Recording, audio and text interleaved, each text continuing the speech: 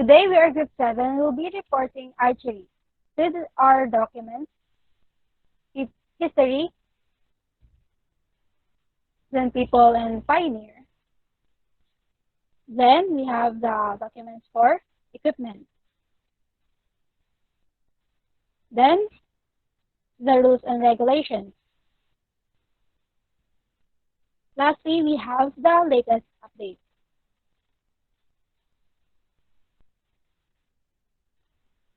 Ito rin po yung pinipare namin na journal.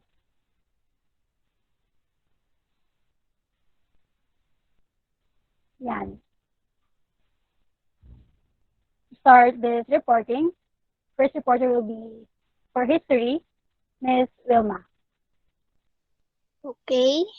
Good day, everyone. I'm Wilma Z. Rakab from BS2 Filipino, and I'm assigned in History. Okay, let's start. Next. So, first, what is archery?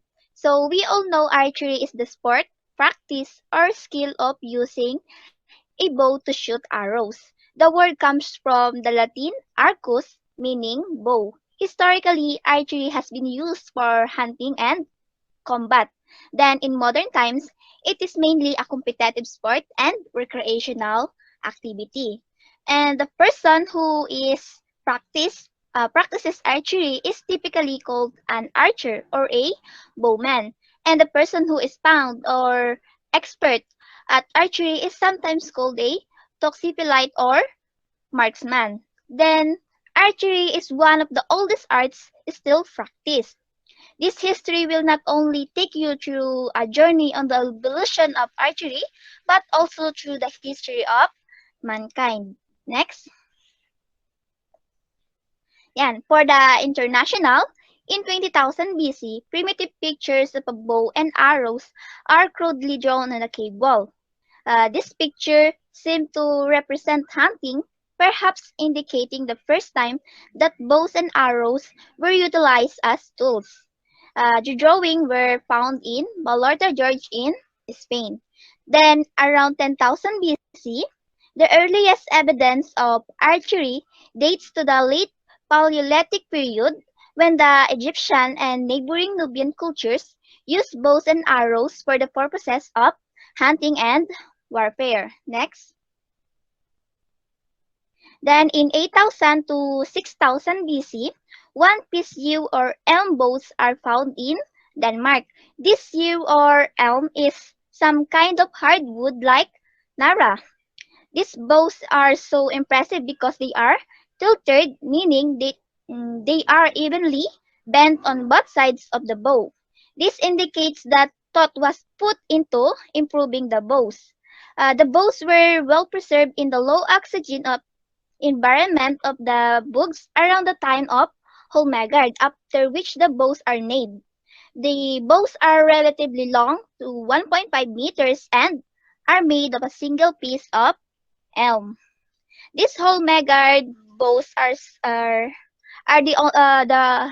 the oldest complete bows. Next.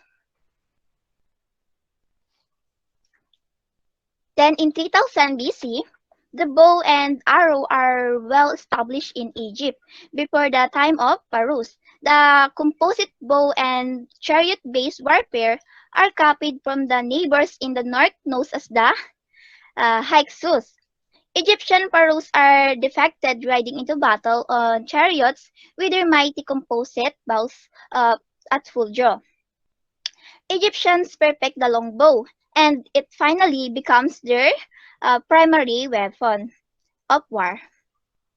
Then in 3200 BC, the first bow was created by the Egyptians around this year. The bow was made from wood and animal horn, and the bowstring was made from sheep guts, kung saan ito yung laman loob, particularly the intestines.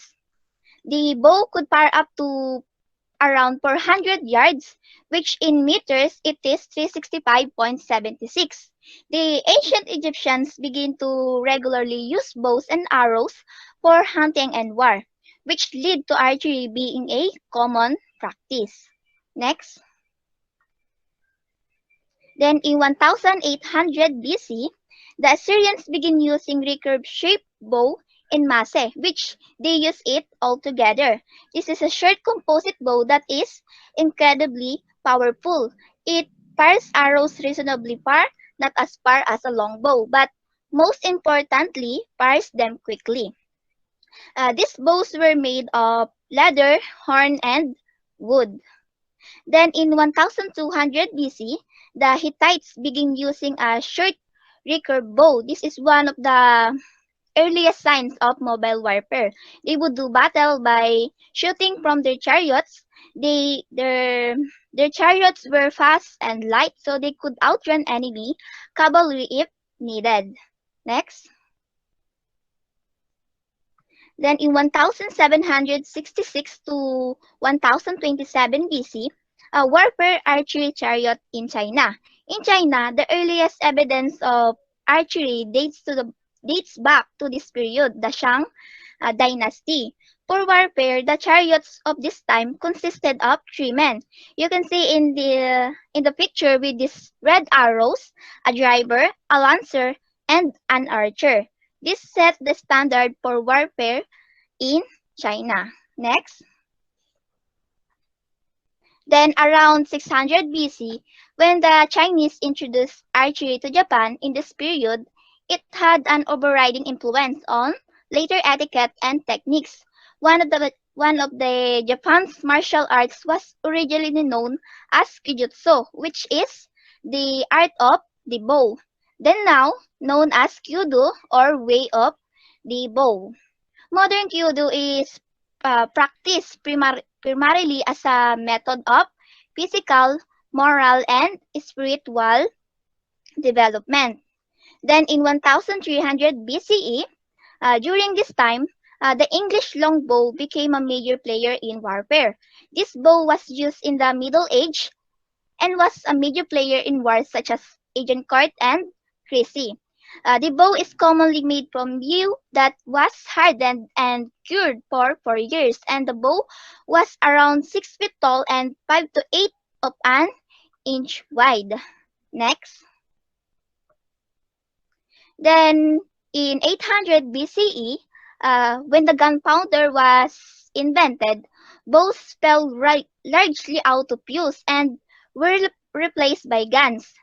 Archery then became more of a sport than an art of war.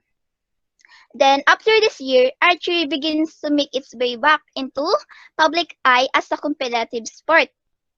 Various archery societies were created. They would often compete with each other for prestige and money, which is prestige is the status gets after winning. Then in year 1790, the Royal Toxophilite Society, it is one of the society they created, which is to advance the sport of archery. When the Prince of Wales became the leader of this society, he set the shooting lengths of 100 yards, 8 yards, and 60 yards, which are still used today in many archery competitions. Next. Then in 1879, the National Archery Association or NAA is founded and began holding national tournaments. Will and Morris Thompsons are the founding members. When the Olympic movement emerged in the 1890, archery was one of the first sports to allow women to compete. Not all Olympic sports were as welcoming in that time, and some have theorized that archery was perceived as acceptable partly because women could compete while wearing a dress. Next. Then in 1853, the first known archery competition that can be related to modern times was held in Finsbury, England, and had 3,000 participants. Then in year 1900, archery finally becomes an official Olympic event, and international rules had not yet been developed, though, and each host of the country used its own rules and format. Next.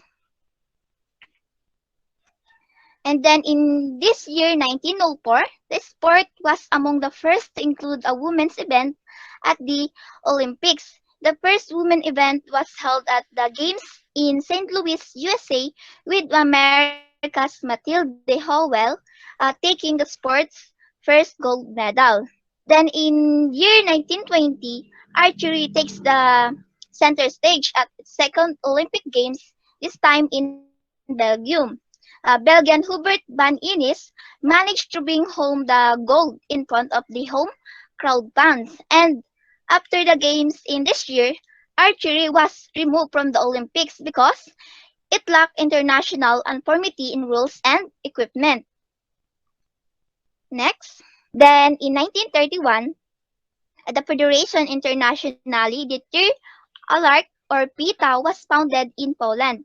This association is made up of 100 of different uh, countries. Archery association were France, Czechoslovakia, Sweden, Poland, the United States, Hungary, Italy, and more. They are responsible for the rule changes of the planning of events.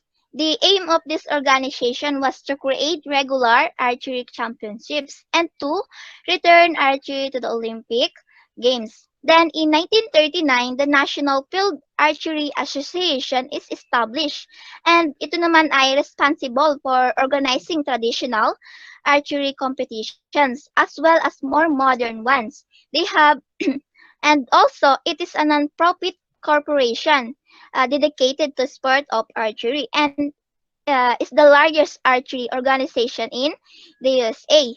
They have various classes of bow that can compete with, which is a recurve, long bow, compound bow, and compound bow. Next. Then in 1946, Doug Easton, the founder of Easton Company, develops a process for manufacturing aluminum arrow shafts, which greatly increased the accuracy of the arrow. Then in 1972, this time archery becomes once again a permanent event at the Olympic Games in Munich. PETA was finally successful in returning archery to the Olympic program in 1972 Summer Olympics. This is the last time that archery will ever need to be voted into the Olympic Games. By now, it is far too important and popular. It is classed by many countries as a main event. Finally, it was given the respect and it deserves to became an Olympic sport. Next. Then in 2011, to celebrate the organization's 80th anniversary in July 2011, a large majority of the PETA Congress voted to change the name from PETA to the World Archery Federation or WA. Then PETA eventually changed its name to World Archery Federation. Next.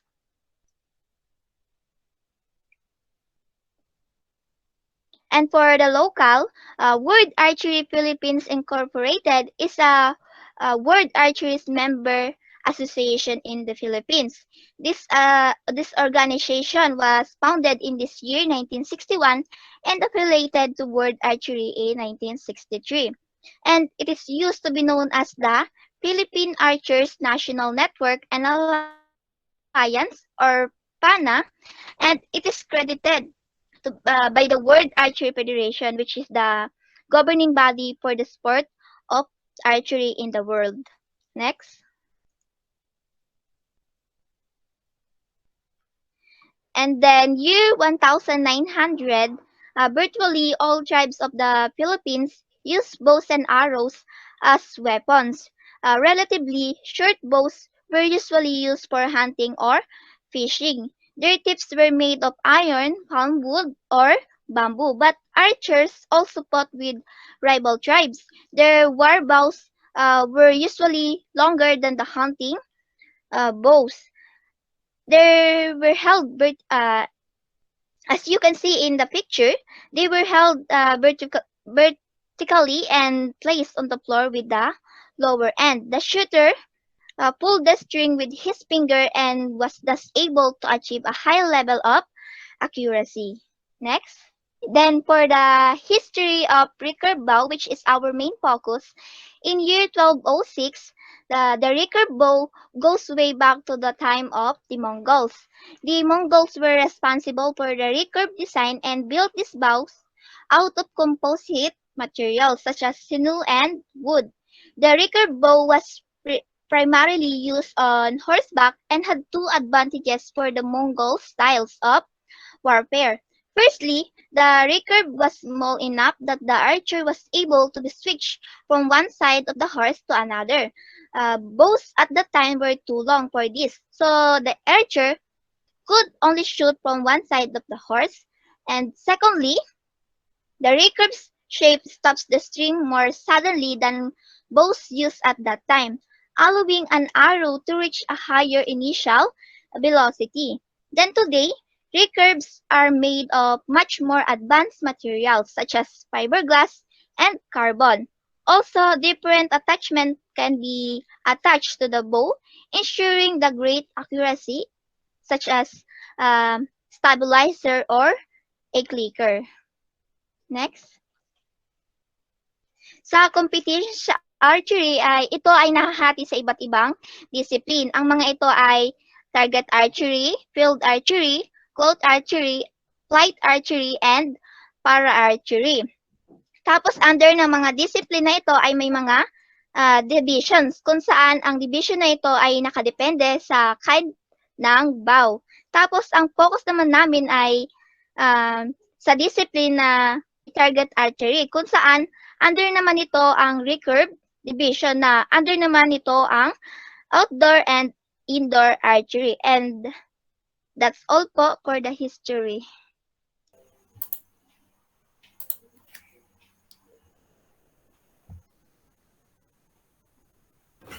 Okay, magandang hapon sa lahat ng mga aming tagapakinig. Ako nga pala si Ron L. Makagaling from BS Ed Filipino 2 at ang mag-uulat sa inyo ng People in Pioneer pagdating sa larangan ng archery. Ang una na natin dyan ay ang the 5 greatest archer at the Olympic Games. Ang unang-una ay si Yoon Min Jin from Korea, an archer from South Korea who has won 3 Olympic gold medals and is a former world #1 archer. Reluctantly started archery and fell in love with sports later. She had started the sport reluctantly. At school, Mijin was known as fishery. Sa wikang English, sleepy person because she fell down really often and walked so slowly during junior high school. Pag sinabing reluctantly, okay, wala siyang kahilig-hilig sa larong archery. Hindi man lang sumagi sa kanyang isipan na makakapaglaro siya noon. Siya ay walang kainti-interes nga pagdating sa archery, subalit sinubukan niya itong laruin kasama ang kanyang mga kaibigan na gustong matuto ng archery. Ngunit sa hindi inaasahang pagkakataon, dahil sa mahusay ang naging pagtuturo ng kanyang coach, ay unti-unti niyang minahal ang archery.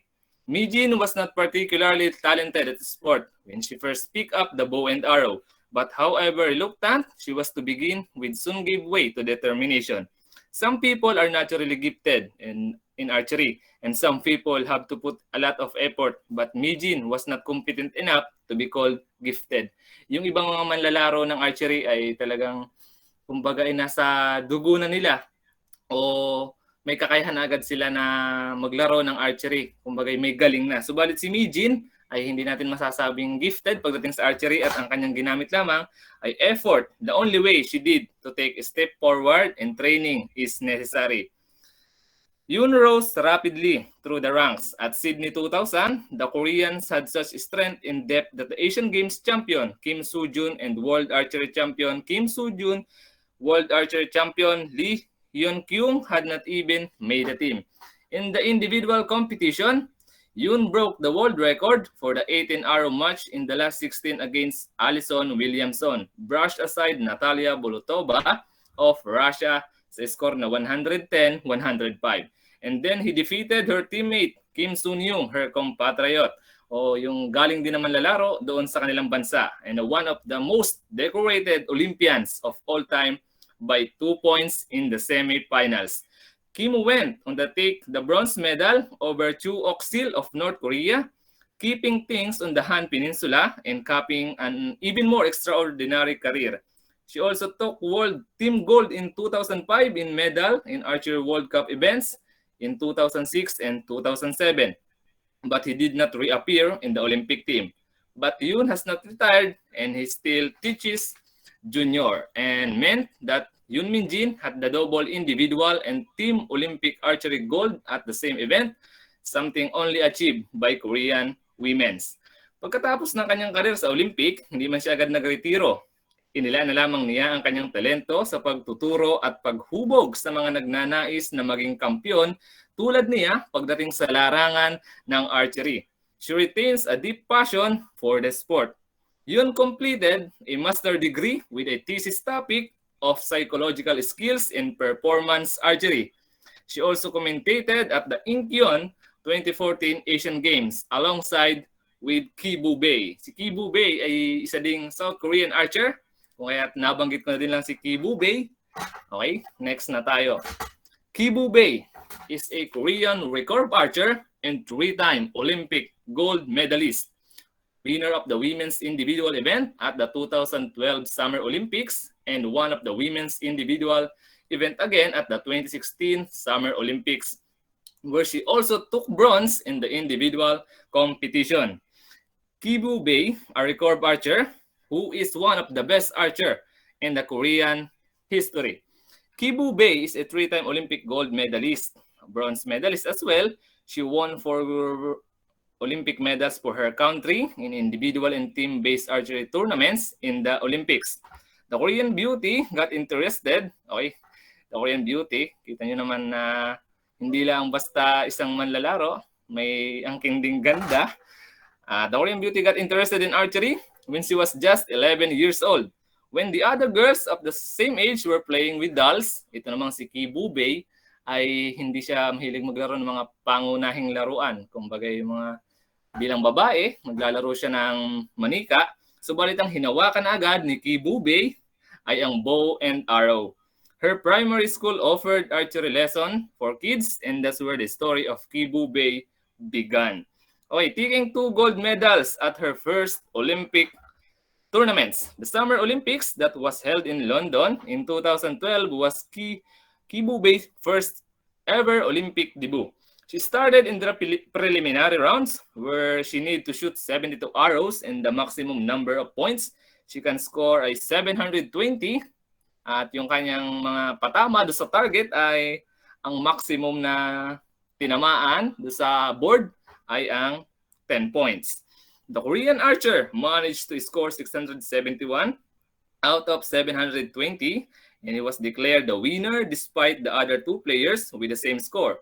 She was awarded first place because she had landed the most arrows in the center among the 3. Subalit si Kibu Bei hindi lang basta-basta lumalaban as individual. Sabi nga sa archery, yung mga magagaling sa individual competition ay siya ding lumalaro as a team. At later in the tournament, the Korean team, which consisted of Kibu Bei, Lee Sung-jin, and Choi Yeon-ju, moved on to the finals. They were revealed against the Chinese team, and they managed to pull off close win against them and grab the first gold medal for themselves in the Olympics. Furthermore, it was a very proud moment for the all Koreans at its war were 7 consecutive win in this event. Okay, individual event gold medal. After winning her first gold medal, Kibu Bei was not going to stop, and she went on to her second Olympic gold medal in the individual event. She was matched against Ida Roman of Mexico in the finals, and it was a very close match. Their score was tied, so that match to be decided by a single shot tiebreaker. Kumbaga yung kanilang patama ay dun sa board ay number 8. Kumbaga nagdidikit yung kanilang panang binitawan. Subalit si Kibu Bei ang pinakamalapit doon sa, kumbaga, nalalapit doon sa number 9. Okay, Aida took the first shot and scored an 8-point. Ganun din si Kibu Bei. But Kibu Bei was declared the winner as her arrow was near the board center point. She was overjoyed and became the sole member of the Korean team who had won 2 gold medals at Olympics. And not to forget, it was her Olympic debut as well. And the event was over. Kibu Bei said, one of the most renowned Korean At sabi nga niya doon sa kanyang, kumbaga, quotes, ay Korean, do not shoot eights. Okay, kung kaya siya ang nanalo nung panahong iyon. Okay, breaking world records. In the next year, Q was all fired for new season. In that year, she won 2 gold medals at the World Archery Championships. She won both the mixed and team championships but could not win the finals for the individual archery championships. Okay, ang sunod natin na archery champion pagdating sa Olympics ay si Park Sung-yoon. Park Sung-yoon is the greatest Olympic archer of the 21st century. She took 3 gold and silver medals from just 2 games, set standards that remain unmatched today, and came within a single arrow of defending on Olympic individual.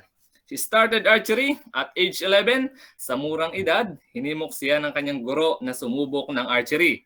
Nang kanya itong marinig at unang pagkakita o pagkahawak sa bow and arrow, ay kakaibang saya ang kanyang naramdaman. Hindi katulad nung kanina kay Yoon Min Jin, bagamat sila paras Korean, ay iba ang kanilang naging yung bagang pagtanggap na una sa bow and arrow. Kung si Yoon Min Jin ay wala sa kanyang kaisip-isip na siya maglalaro, ito namang si Park Sung-yoon ay may kakaiba agad naramdaman na talagang gusto na niyang laruin ang archery.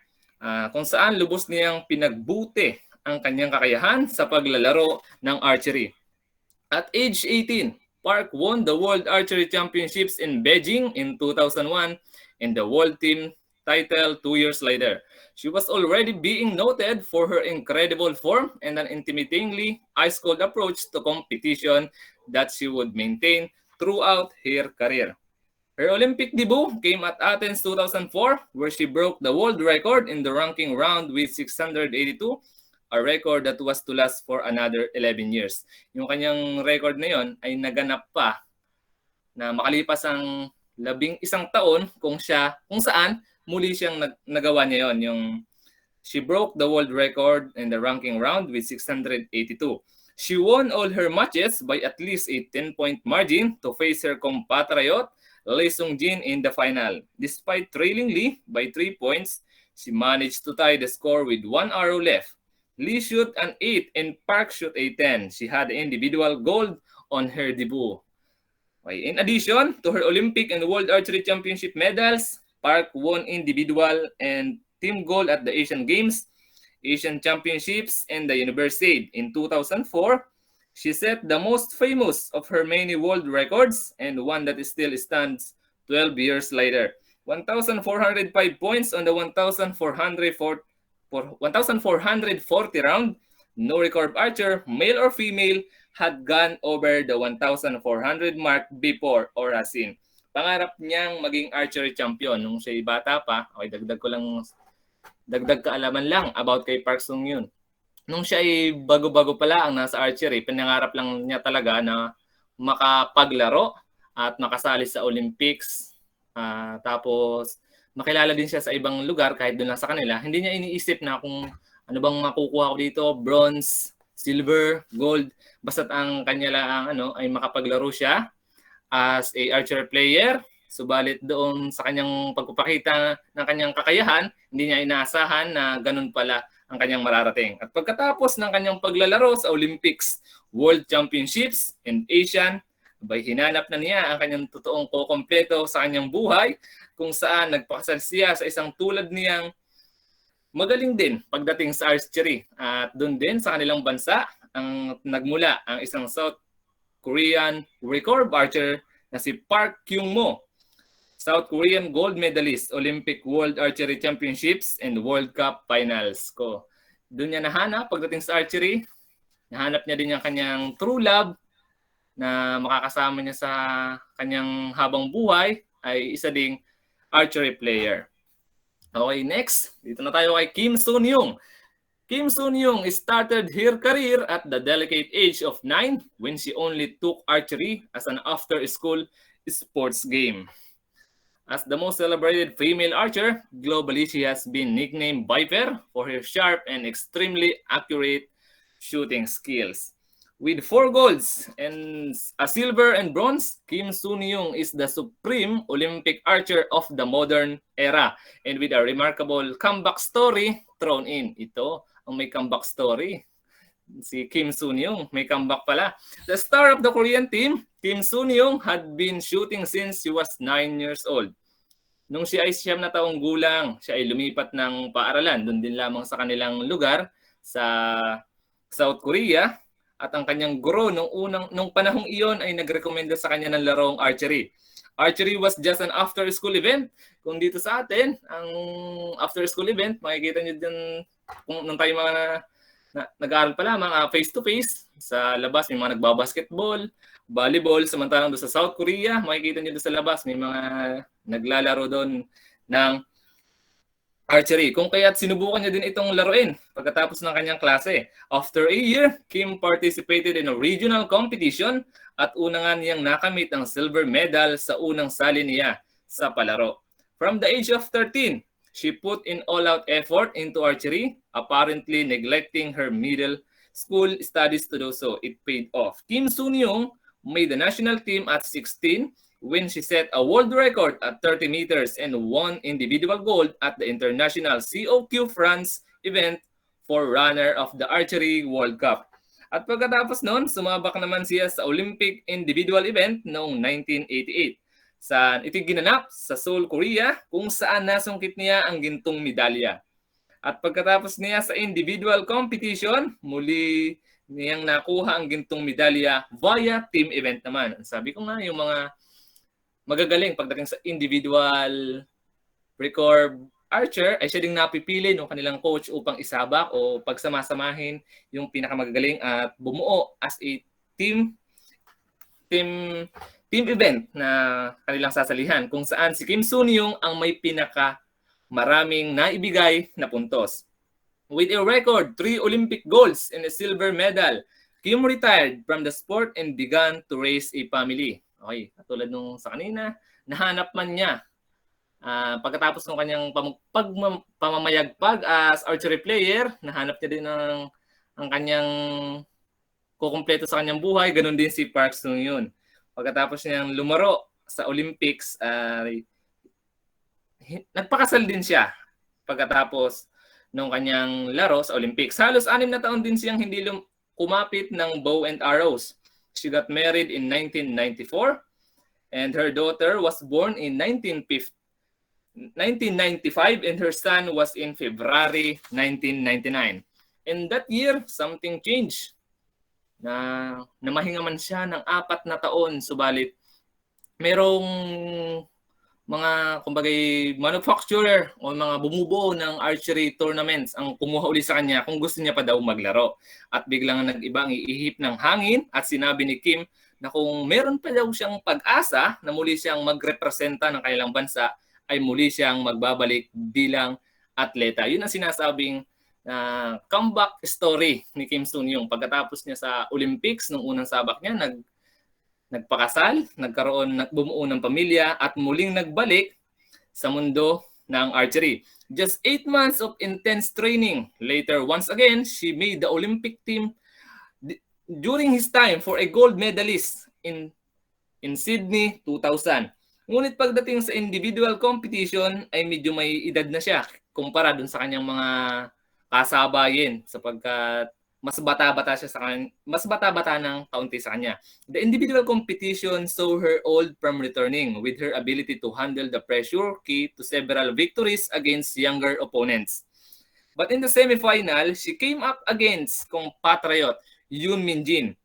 Yung kanina, yung unang-una kong ipinakilala sa inyo na an archer from South Korea, si Yoon Min-jin ang tumalo sa kanya. 12 years younger and an archer who had learned many things from her. Just 2 arrows away from reaching the final, Kim shot an 8 but Yoon hit a 10 to take the lead and another 10 win the match at the score 107-105.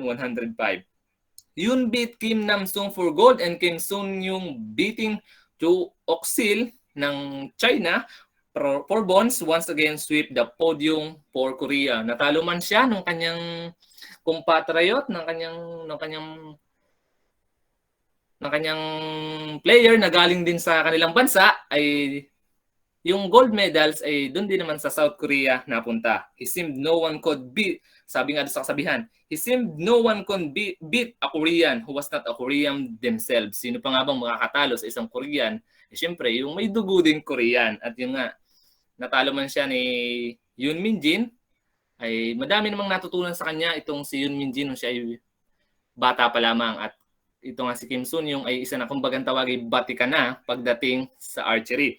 The pupils had surpassed the master. Kim Sun Yung career was defined by her miraculous comeback.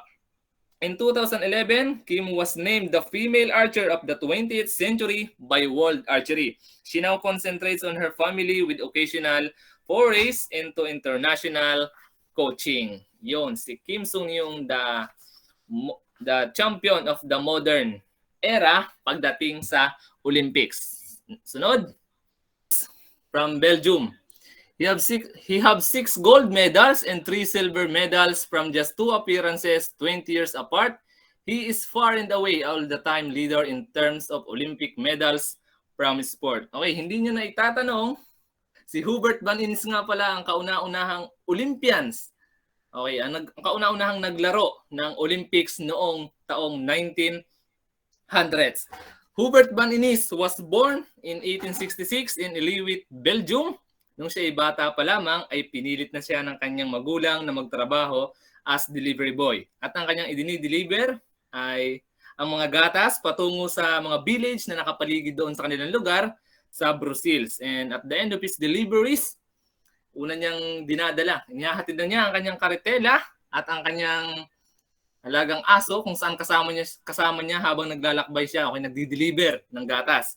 At pagkatapos noon, pumupunta siya sa isang lugar kung saan pwede siyang maglaro ng archery. Yun ang umpisa kung saan siya nahilig sa archery. Doon niya hinasa ang kanyang kakayahan. Okay. When he was 13 years old, he won the first prize in a main competition in Antwerp, doon sa kanilang lugar.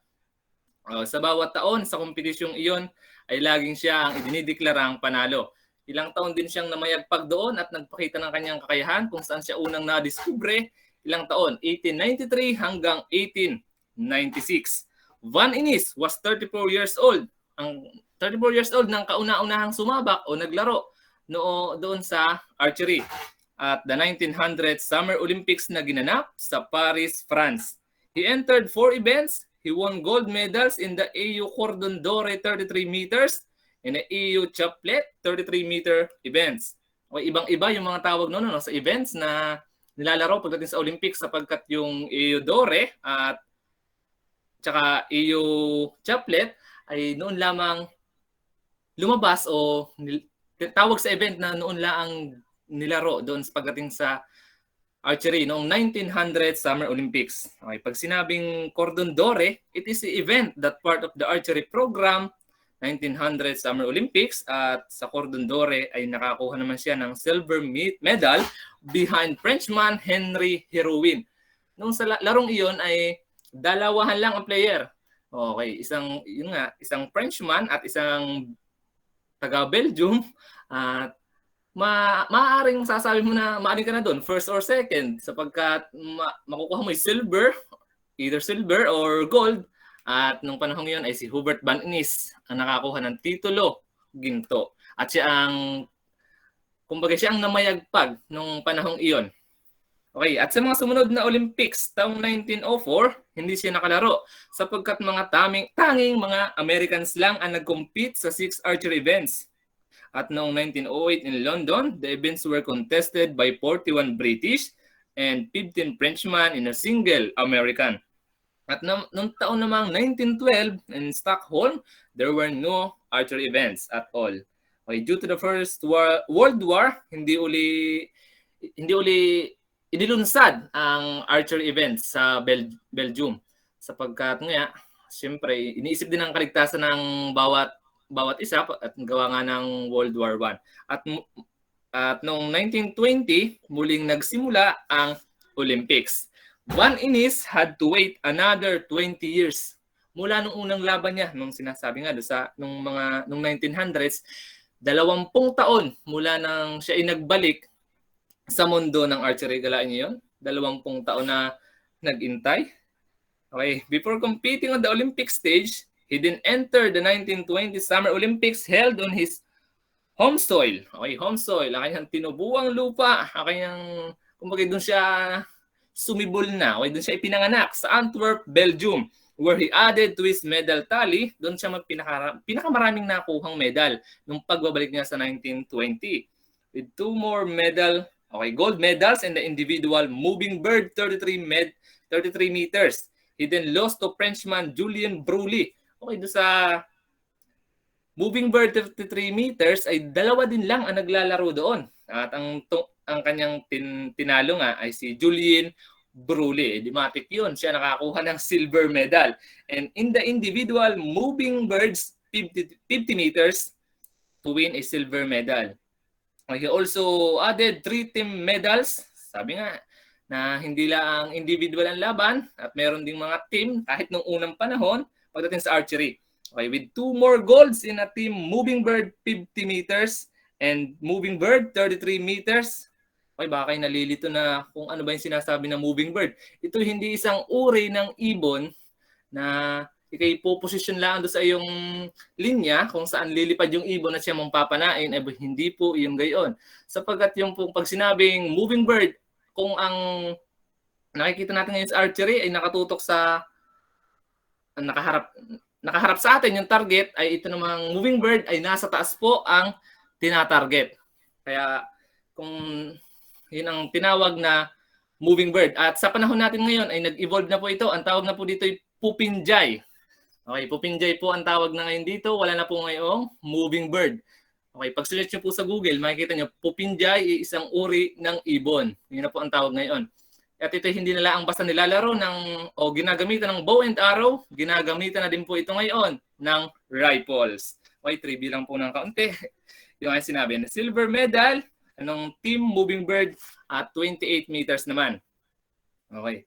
Van Innis took home an extraordinary haul of 2 individual golds and silver from the moving bird round and 2 team golds and a silver from the target rounds. Archery would never be contested at the Olympics again in his lifetime. Pagkatapos nga ng kanyang pagsali o pagmamayagpag noong 1900s hanggang 1920 ay hindi na muna sumabak si Hubert Van Innis.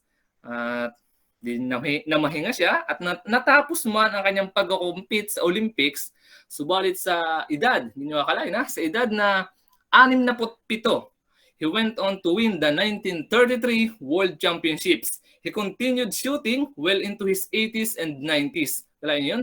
Ang tanda na pero may nagagamit pa rin yung kanyang kakayahan na pagdating sa archery at eventually dying at the age of 95 in 1961. At dahil nga sa husay at naging kontribusyon niya sa mundo ng archery, ipinagtayo siya ng isang statue, ng isang estatwa doon sa kanyang lugar sa Iliwit, Belgium, and his legacy continued through his family. Hubert Van Innis was the supreme Olympic archer in the age of the gentleman amateur.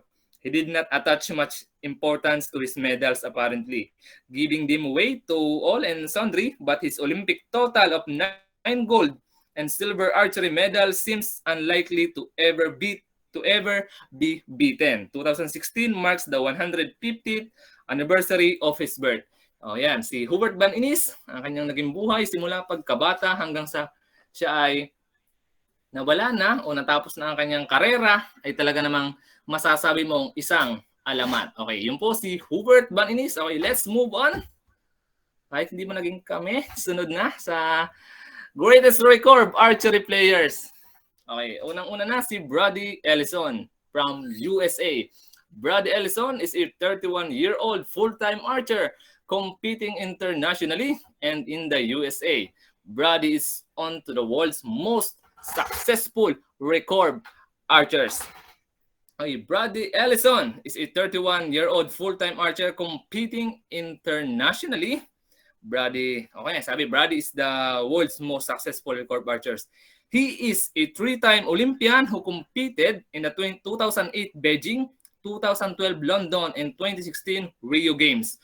winning team silver in London and Rio along with individual bronze in Rio. Brady travels extensively competing and representing his country, the USA, at world caliber events all year long. He started out in archery with a compound bow. Okay, nagsimula siya as compound bow siguro. Subalit sa hindi inaasahan na yung kanyang compound bow ay nagkaroon ng diferensya. Kumbaga yung may kaunting sira ay tinry niya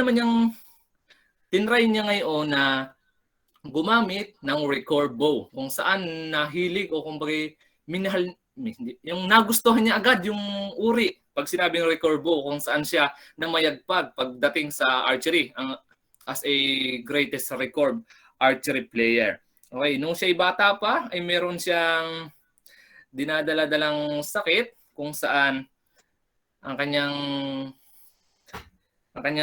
tawag dun sa hita ba yun? Kinakailangan pa ng supporter. Okay.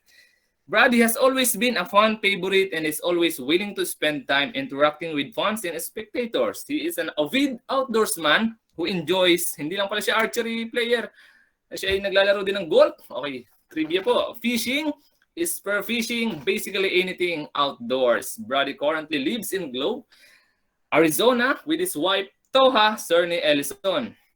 Ang kanyang si Toha Cerney Ellison ay isa ding recurve archer from USA. Okay, isa ko pang dagdag na trivia kung yung ibang manlalaro ay hindi agad nahilig pag nakahawak ng bow and arrows. Subalit itong si Brady Ellison ay tinuruan agad ng kanyang ama simula bata pa lamang na humawak na ng bow and arrow kung saan nakapatay nga siya ng isang bear. At alam niyo, yung bear na yon ay nandun lang sa kanilang bahay. Ginawa nilang basahan. Okay. At nung tinawag naman, okay, may nickname pala si Brady Ellison kung saan tinawag siyang The Prospector during the 2015 World Championship sapagkat ito ay nagdahilan na or proclivity for finding gold. Sapagkat ang dami niyang nakuha noon na gintong medalya. Okay. So muli niyong masisilayan o makikita mamaya si Brady Ellison sa latest update natin sapagkat hanggang nitong mga nakaraang taon ay siya po ay kumumpit sa World Archery Championships. Kung gusto niyong mapanood ang mga nakaraan niyang laban ay pwede niyo pong i-search sa YouTube ang official page ng World Archery. Makikita niyo po doon yung kanilang ibang mga naging laban. Itong mga nakaraang taon lang po. Okay, he holds the record for the longest continuous period as the world number 1 ranked men's recurve archer from August 2011 to April 2013. Okay, ang sumunod po ay si Meti Gazuz. Isa naman siyang Turkish. Mula Turkey. Meti Gazuz is an international archer from Turkey who competes using recurve bow. He became the individual Olympic champion at Tokyo 2020 at the age of 22. Okay, yun po ang aking unang describe kay Meti Gazuz ay mamaya nyo uli maririnig nyo po ulit sa latest update sapagkat ng mga nakaraan lang ang taon ito. Napanalunan niya. He was the runner-up of the Youth Olympic Games in Nanjing in 2014 and then made his debut at the Senior Olympic Games 2 years later at Rio 2016. Okay. Meti Gazuz is international archer from Turkey. He's known for cheeky smile, outgoing personality, and a signature celebration where he reaches his right hand upwards. Okay, pagtitira po si Meti Gazuz ay mula sa taas, ibababa niya ang kanyang arm before bringing his arm down and clenching his fist in the front of his face. Okay, kita niyo po si Meti Gazuz ay kala nyo wala siya yung kumbaga kahinaan o disability, subalit pagdating po sa pagsasalita ay meron din siyang kumbaga nabubulol pagdating sa pagsasalita. Ito po yung napanood ko sa kanyang isang interview sa YouTube. Okay, pwede niyo pong mapanood doon yung kumbaga search niyo Meti Gazuz behind the archery. Makikita niyo doon na hindi lang palabas isa siyang Olympian na ang kisig, may dinadala din siya, subalit hindi ito naging hadlang upang ipahayag niya ang kanyang galing pagdating sa archery. Meti started archery in 2010 and made his international debut in 2013. He was a runner-up at the Youth Olympic Games in Nanjing in 2014 and then made his debut at the Senior Olympic Games 2 years later at Rio 2016. After losing a second round match, he declared to the media in the mixed zone that he would be Olympic champion in Tokyo. He then began using the slogan "Until it's done" on a social media post. Ay po, he was a runner-up Youth Olympic Games in Nanjing 2014. Meti is the son of Metin Gasus. Si Metin Gasus po, isa din siyang archery player. During the individual event, Meti upset world number 1 Brady Ellison in the quarter finals kung saan widely circulated still image taken from the broadcast shows Gasus grinding in the background while Ellison is shooting. He eventually beat Mauro Nespoli in the final. Okay. Yun po yung kanyang naging laban. Mamaya madadagdagan ng inyong kaalaman pagdating sa mga nakaraang laban niya. Dito lang ang nakaraang taon. Si Meti Gasus. Okay. Next po ay si Kim Woo-jin, a South Korean archer who first held the world number 1 ranking in 2011 and held the world record in men's individual recurve archery. Is a 3-time world champion in the men's individual recurve events at the World Archery Championships. Nito pong mga nakaraang taon ay kasama din po siya ni na Brady Ellison, Meti Gasus na nakikipaglaban at nare-representa ang kanilang bansa dito po sa nakaraang World Archery Championships. He is known for a quirky ritual during his shooting routine. Kung si Meti Gasus ay yung kanyang signature move ay mula taas hanggang baba yung kanyang bow and arrow bago magsimula ang kanyang pag-target. Ay ito naman si Kim Woo-jin ay tinataas mo na yung kanyang salamin. Kitang-kita niyo naman dyan na mayroong salamin na suot si Kim Woo-jin. At siya'y tinalo nitong nakaraan din ni Brady Ellison. Okay, ang sunod po ay si Mauro Nespoli from Italy. He's an Italian archer who was a member of the Italian teams that won gold medal at the 2012 Summer Olympics, and silver at the 2008 Summer Olympics, and individual silver at the Tokyo 2020 Summer Olympics. Okay, yung kanyang sports career po ay he won first gold medal in the Italian, kung tawagin doon, ay Giochi della Giovento. Okay, Youth Games in 1998. When he was only 14, in 2002, he was picked for the Italian junior national team for the first time. Since 2006, he has been a member of the Italian senior national team. Together with Marco Galeazzo and Michel Frangilli, in his brief sport career, Nespoli has already participated in 20 international competitions with the Italian national team and achieved several records too. At noong 2008 Summer Olympics in Beijing, Nespoli finished his ranking round with a total of 649 points. This made him the 44th seed for the final competition bracket in which he faced Alan Willis in the first round. Willis won the match 103-99 and went on to reach the third round in which he lost to Juan Carlos Esteban. Okay, his final opponent at the Tokyo 2020 Olympics, yung nabanggit ko kanina, si Meti Gasus, kung saan tinalo siya sa score na 6-4. Okay, yun po si Mauro Nespoli. Okay, pagkatapos po ng mga international, South Korean, American, Turkish, Belgian, ay dito naman po tayo sa ating sariling bansa kung saan hindi naman po tayo magpapatalo din, ay meron din po tayong mga manlalaro na nakipag-compete pagdating sa archery. At simulan na nga po natin kay Mark Javier, a professional archer from the Philippines. He competed in archery at the 2006 Asian Games in Doha, Qatar. Okay, the professional archer from the Philippines who competed in archery, 2006 po Asian Games, Doha, Qatar, men and women competed in both individual and team events with all competition taking place at the Lusail Archery Range from December 9 through December 13. But he was defeated by the Korean Kim Dong-yun. Okay, tinalo po ang ating manlalaro na si Mark Javier ng isang South Korean sapagkat po itong si South Korean archer ay hindi nyo na itatanong, ay isa po siyang former world number 1 recurve archer. Sa score na 113-104 in the 1 of 16 elimination round during the 2006 Asian Games. He landed 9th place in the individual category. Hindi man po nasungkit ni Mark Javier ang 2006 Asian Games ay malaking karangalan na din po na tayo ay may mga piling Pilipino na dumadayo at nire-representa ang ating bansa. At pagkatapos po noon, siya po ay sumabak naman sa 2008 Summer Olympics. At the 2008 Summer Olympics in his Beijing, Javier finished his ranking with a total of 654 points. This gave him the 36th seed for the final competition bracket in which he faced Kung Chi-wei. Si Kung Chi-wei po ay isang Taiwanese professional archer na inirepresenta po ang Chinese Taipei. Who won the match sa score na 106-102 at umabante to the next round in which he was beaten by Park Kyung-mo. Is an archer from South Korea.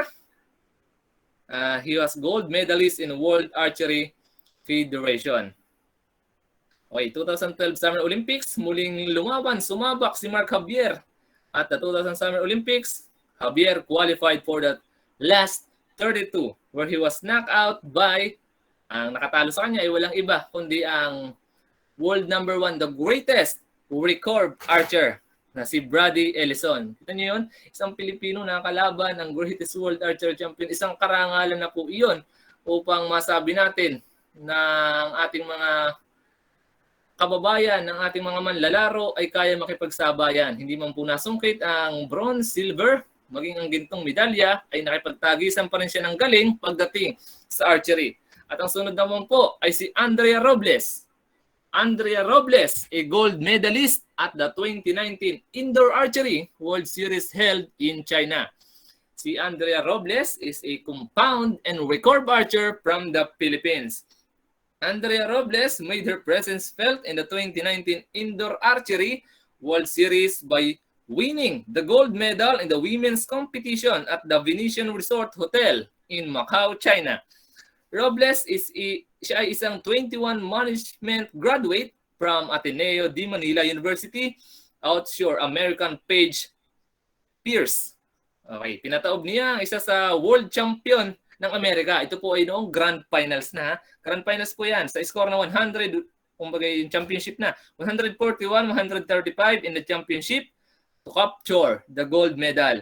Okay, makikita niyo dyan na talagang ang kanyang antikas ng tindig, subalit hindi lingid sa ating kaalaman na siya pala isang soft-spoken o mahiyain. Okay, pagdating sa social media, bagamat siya ay nakikipag-entertain, ay hindi ganoon ang kanyang pagkakuwela, okay, sa pagdating sa laro.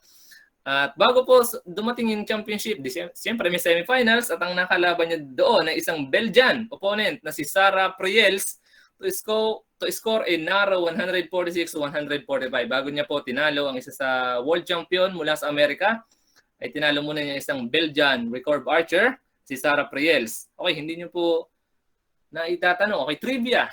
Si Sarah Priels po ay ang great-great-granddaughter ng first Olympian na si Hubert Van Inis. Siya po ang great-great-granddaughter, yung sinasabi kanina, the family of Hubert Van Inis continued his career. Okay, siya po ang nagpatuloy ng career ni Hubert Van Inis, si Sarah Priels. Subalit tinalo ng ating matinding atleta, si Andrea Robles. That was a super tight match.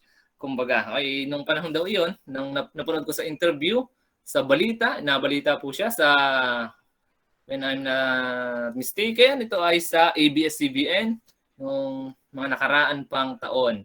Okay po, si Andrea Robles nagkamit ng gintong medalya pagdating sa 2019 Indoor Archery World Series na ginanap sa China. Okay po, last but not the least, si Nicole Marie Tagle, 20-year-old recurve woman from Dumaguete. Okay, kanina po pala si Mark Javier ay tubong Dumaguete din. Kung doon sa ibang bansa ay magagaling po pagdating sa archery ay ang South Korean. Okay, dagdag ko lamang kung bakit ang mga South Korean women, men ay magaling sa archery sapagkat nga nung kumbagay pagkatapos ng klase, makikita mo dun sa ibang mga establishmento, merong mga training o trainingan ng archery. At meron silang mga club doon na pwedeng pag pag ano yun, pag insayuhan ng larong archery. Dito naman sa ating bansa ay meron ding club na namamayagpag o humuhubog ng magagaling na archery at ito ay walang iba kundi sa Dumaguete. Nicole Maritagle took the silver in the women's individual recurve in the Southeast Asian Games. Tagle is a student of Silliman University and a consistent academic awardee since elementary until junior high school. Young Hero Awardee for Archery during the Club Sports Youth Awards given on June 27, 2014 at Century Park Hotel in Manila. She was recognized for being the first qualifier for the Philippines for the 2018 Youth Olympic Games, which will be held October in Buenos Aires, Argentina.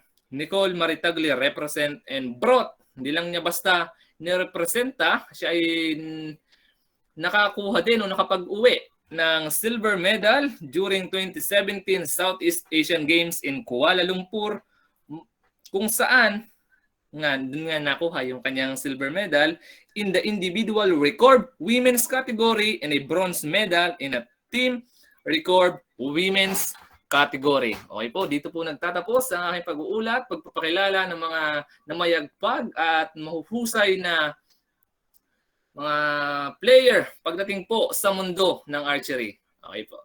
Maraming salamat po.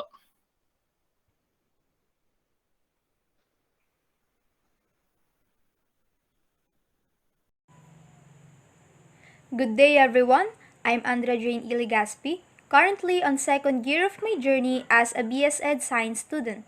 Today, I will discuss about the equipment used in archery. Just a reminder, please understand the hoarseness of my voice. It is due to the cough and cold that I have been suffering for weeks. Next, Mr. Mahagaling. There are various types of equipment utilized. Hence, I categorize all of it according to its purpose in this sport. First, we will talk about the athlete's equipment, which is composed of a curve bow, arrow, finger protection, visual aids for spotting arrows, and other accessories permitted. Next is the field equipment. These are divided into target faces, target butt setup, and miscellaneous equipment. As you can see, there are subtopics under the target butt setup, which are outdoor and indoor. Third is the field of play layout, which is composed of outdoor and indoor layout. Lastly is the transportation of archery equipment along with its subtopics of flight, airport, storage facilities, and Olympic Village. Next, archers at the Olympic Games use recurve bows and compete in the discipline of target archery. Target archery. It is a discipline of archery wherein the archers shoot stationary circular targets set in specific distances. Recurve is the bow style used at the Olympic Games. Next, let's start with Chapter 1, Athletes Equipment. Next, first, the recurve bow. Next, the recurve bow is the modern evolution of traditional bows that have existed for thousands of years. The limbs positioned at the top and bottom of the bow curve back away from the archer at each tip. This is what gives the recurve its name. As for its composition, modern recurve bows are built using technologically advanced materials, including laminated carbon fiber and carbon foam in the limbs. But many manufacturers integrate natural materials, such as bamboo. The riser or handle of a recurve bow is made up of aluminum or carbon fiber. For now, all of you may be confused what part is the riser. As we go on to the topic, I will discuss it. In Olympic archery, competitors use recurve bows that draw an average of around 48.5 pounds for the men and 33 pounds for the women. It has a length that ranges from 163 centimeters to 183 centimeters. As all of you observe, it has tips that curve outwards, away from the archer. It is designed to store more energy and deliver energy more efficiently than the equivalent straight limb bow, giving a greater amount of energy and speed to the arrow. Next, there are 17 parts of recurve bow. According to the WA Rule Book 3 of Target Archery, Art 17, titled Recurve Bow Description. Next, number 1. String knock or string groove. It is a notch at the upper and lower limbs of the bow for holding the string. At the tip of each limb is a groove called the string knock. This groove is cut into limb to allow each end of the bowstring to loop around and attach to the bow. Next, number 2. Bowstring. Drawing the string under tension bends the limbs. The string is made of synthetic materials to prevent stretching.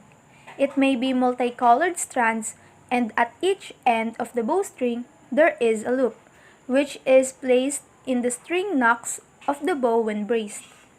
So again, as what I have discussed earlier, where does the bowstring tied on the bow? No one knows? Okay, so the bowstring is tied on the string knock of the bow. So moving on, bowstring give force for the arrow to be shot at a certain distance, and it attaches the limbs together and puts some free tension on them. Next, number 3. Riser, the main and solid part of the bow. The central unbending part of the bow, often made from metal, carbon, or aluminum. Riser is where the limbs fix and the sight, stabilizer, and other accessories are attached. Next, number 4. Clicker. It ensures the archer imparts the same amount of energy to each arrow. The arrow slides underneath the clicker as the archer draws. At the end of each arrow, it falls and then clicks. Next, number 5. Arrow rest. The arrow sits on the rest in the bow and against the plunger button, which is tuned to the specific arrow bow setup. The arrow rest ensures that the position of the arrow on the bow is in the same place each time, because the arrow is rest on that, while the knock of the arrow is between the knocking points, which makes the arrow to fly straight. Next, number 6. Pivot point. Pivot point is the throat of the grip, in which the hand is placed during the shot. Next, number 7. Knock point.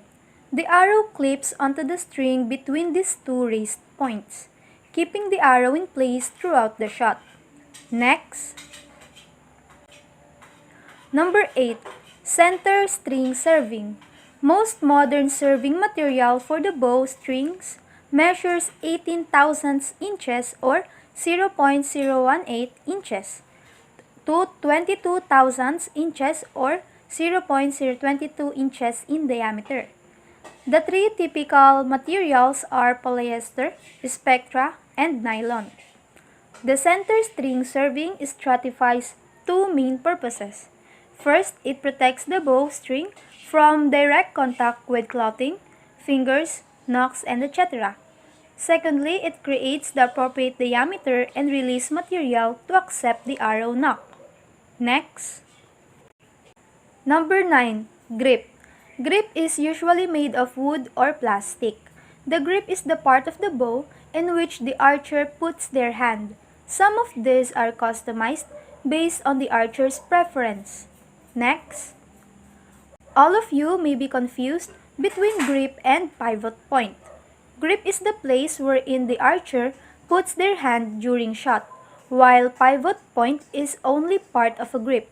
Therefore, pivot point is the throat of the grip and they share the same purpose, which is the place where archer can hold during the shot. Is it clear to all? Next. Number 10. Stabilizer weights or dampener. Weights or dampener at the end of stabilizer both absorb vibration when the bow is shot and redistribute the balance of the bow. Next. Number 11. Lower and upper limbs. The top and bottom limbs recurve away from the string. The upper laminate is made up of carbon fiber, fiberglass wood or syntactic hard foam core. Obviously, the limbs will bend when the bowstring is drawn. At that moment, it stores energy, which is what sends the arrow flying when the string is released. Next. Number 12. Side rod stabilizer. The short rods or side rod stabilizer distributes weight to the back and sides of the bow, helping to balance the bow during aiming and change the reaction of the bow when it is shot. Next. Number 13. V-bar. Similar to the side rod stabilizer, the V-bar along with the side rod stabilizer distribute weights to the back and sides of the bow, helping to balance the bow during aiming and change the reaction of the bow when it is shot. Next. Number 14. Center stabilizer or long rod. The long rod is the main bar in the stabilizer setup. It is made of carbon and aluminum, from 29 inches to 36 inches long. Center stabilizer balances and, of course, stabilizes the bow during and after the shot and absorbs vibration. So what is the difference between the balance and stability? So when we say balance, it is the ability to control the recurve bow without movement against gravity, while stability is the ability to control the recurve bow during movement. Next. Number 15. V-bar extender. The V-bar extender is an accessory that allows moving the bow stability forward. Without the extender, the V-bar will be directly attached to the bow riser. It is also used to secure the sidebar or side rod stabilizers to the bow. Next. Number 16. Sight. The archer aims with a sight pin, which cannot be magnified, that is movable up and down and left to right. According to the WA Rule Book 3, Chapter 11, Athletes Equipment under 11.1 Recurve Division, the overall length of the sighting circle or point shall not exceed 2 centimeters in line of vision of the athlete. Archers move their sights so they can aim in the center of the target with each arrow. It is marked area where the archer points or aims for the destination of the arrow. Next. Lastly, sight window. The cutout just above the grip is called sight window. This cutout is the area that archer should generally be looking through when aiming the bow. It is the part wherein the archer looks through for the aiming using the sight. Next. Some of you might be wondering between the sight window and sight. Sight is the marked area used by archers when aiming. Meanwhile, the sight window is only a cutout and not any device attached to the bow, because sight window is only part of the riser, which is just, again, a cutout in order to give space for the archer to look through the sight. Next. Letter B. Arrow. Next. Modern competition arrows are made of aluminum, carbon fiber, or a combination of both materials. They are manufactured to tiny tolerances to ensure each arrow in a set, or usually a set of a dozen, is closely matched in weight and size. Arrow is an instrument used to attach or lance on the target for the archer to accumulate points during the competition. Next. There are 7 parts of an arrow. Next. Number 1. Arrowhead or point. The arrowhead or point is at one end of the arrow shaft, the contrary tip of the nock. Besides, it was stated in the WA Rule Book 3 that tips or points of the arrows may not exceed 9.4 millimeters in diameter. Furthermore, this is the part of the arrow that will come in contact first with the target. Next, number 2, initials.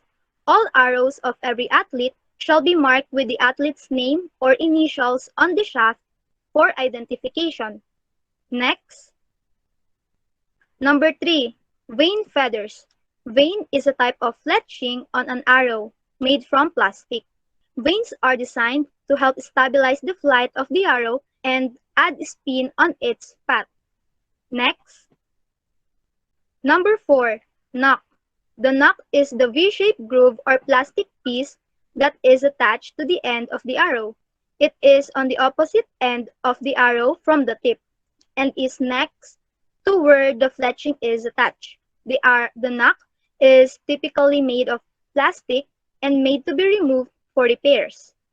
Nock is the part attaches or clips in between the nocking points of the bowstring for easier positioning and aiming of an arrow. Next, number 5, fletching. Fletching is the three feathers or feather-looking pieces attached opposite to the point and must be attached in a specific manner to allow for optimal arrow flight. The fletch that is different in color is known as the indicating fletch, which will point out when the arrow is properly nocked. It is made up of 3 or more vanes or feathers. Fletching is used to stabilize the arrow and make it spin so that it stabilizes on the way down to the target. Next. Number 6, crest or cresting. The crest is the markings that indicate the arrow's manufacturer, the arrow shaft's model number, and in some cases, the specific arrow measurements for the diameter and thickness. Crest or cresting on an arrow indicates the identification, manufacturer, and measurements of the arrows. Next. Number 7, shaft. Shaft is long, cylindrical, and has a place for all the other parts to attach to. Most arrow shafts are made of wood, aluminum, or carbon. The shaft may not exceed 9.3 millimeters or about 1/3 of an inch in diameter. Aside from that, it is marked with the archer's name or initials for identification.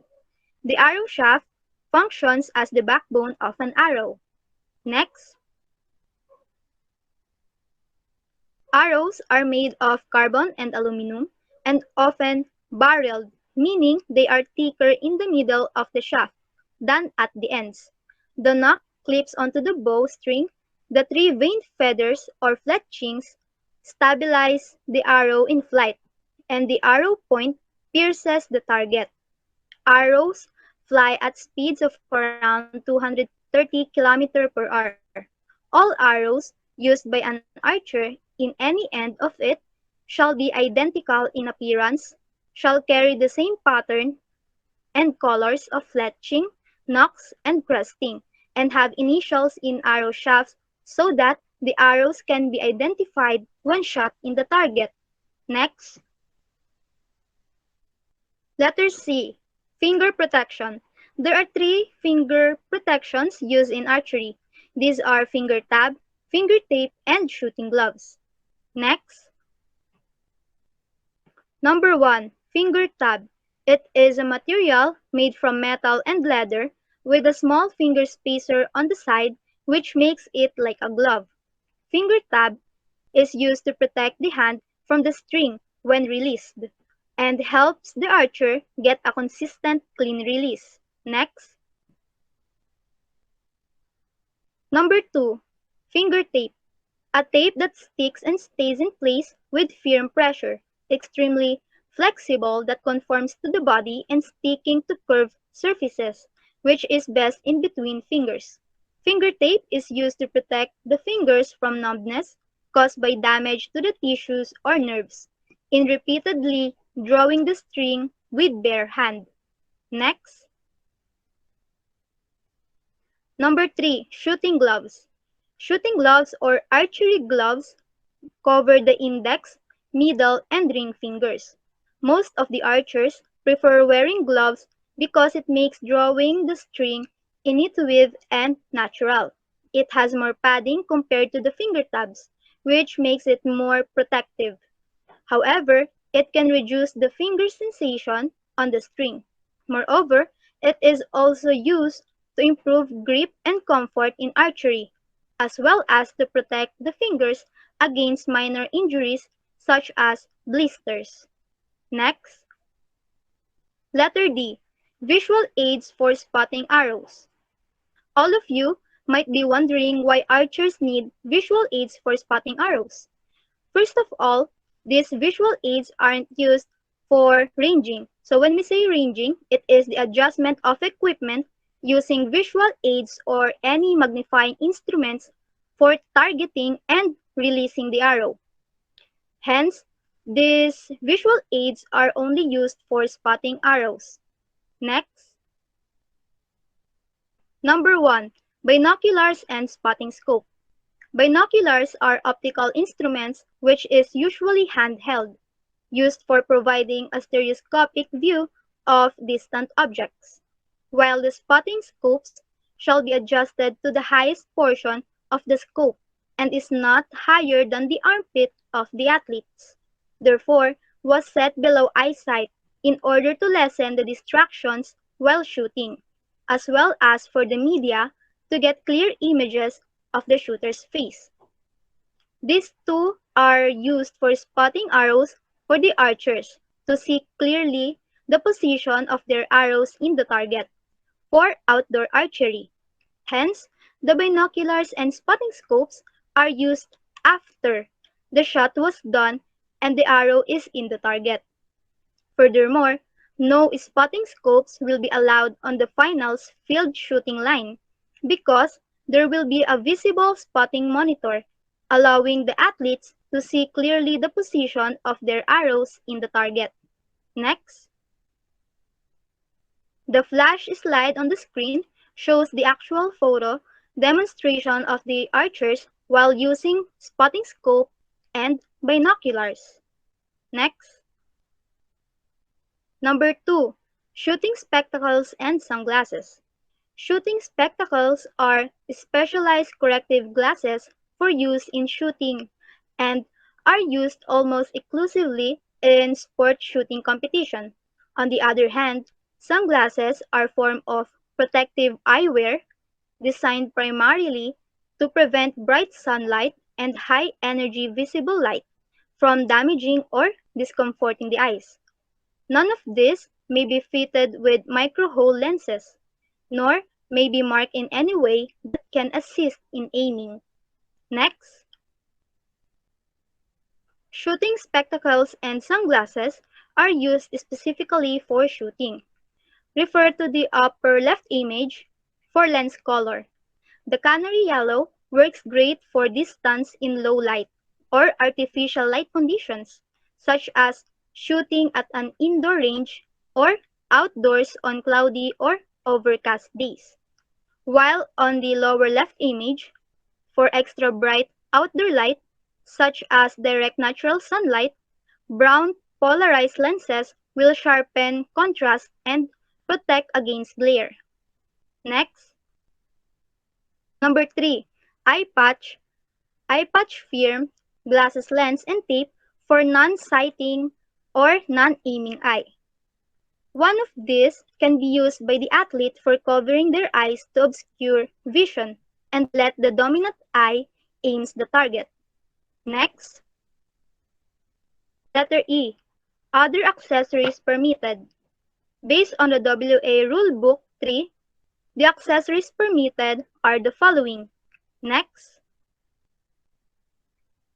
Number 1. Arm guard. A band of leather worn or attached to the forearm or just below the elbow of the shooting hand. It is an extremely significant piece of safety equipment as it straps and protects the archer's arm from any bruises due to the backlash, recoil, or rubbing against the string when the arrow was released. Next, number 2, chest protector or chest guards. It generally strapped to the body and worn over the archer's shirt or uniform. It is extremely lightweight so that the archer is uninhibited when performing shot. Aside from that, it keeps the chest area protected, prevents the clothing or the body of an archer to touch or deflect the bowstring, and it also improves the accuracy of shooting. Next, number 3, bow wrist sling. Bow wrist sling is made from durable braided paracord. While shooting, the bow leaps forward, but the sling keeps it contained in the hand. Bow wrist sling wraps over the back of the bow hand and allows to shoot without gripping the bow at all. It is one of the perfect way to make sure that the bow doesn't fall out of hand during shot. Besides, it allows archer's hand to relax with open grip, not worrying about dropping the bow. Next, number 4, finger sling. Finger sling is made of adjustable nylon paracord. It lets the archer to retain the bow and prevent it from dropping due to normal grip. This means that the archer is able to keep a relaxed hand and allow the bow to fall naturally. Next, number 5, hip quiver and ground quiver. The hip quiver attaches to a belt that hangs around the archer's waist, while the ground quiver is used for both target shooting when the archer is shooting from a fixed position. These two are containers for holding arrows. Next, Chapter 2, Field Equipment. Next,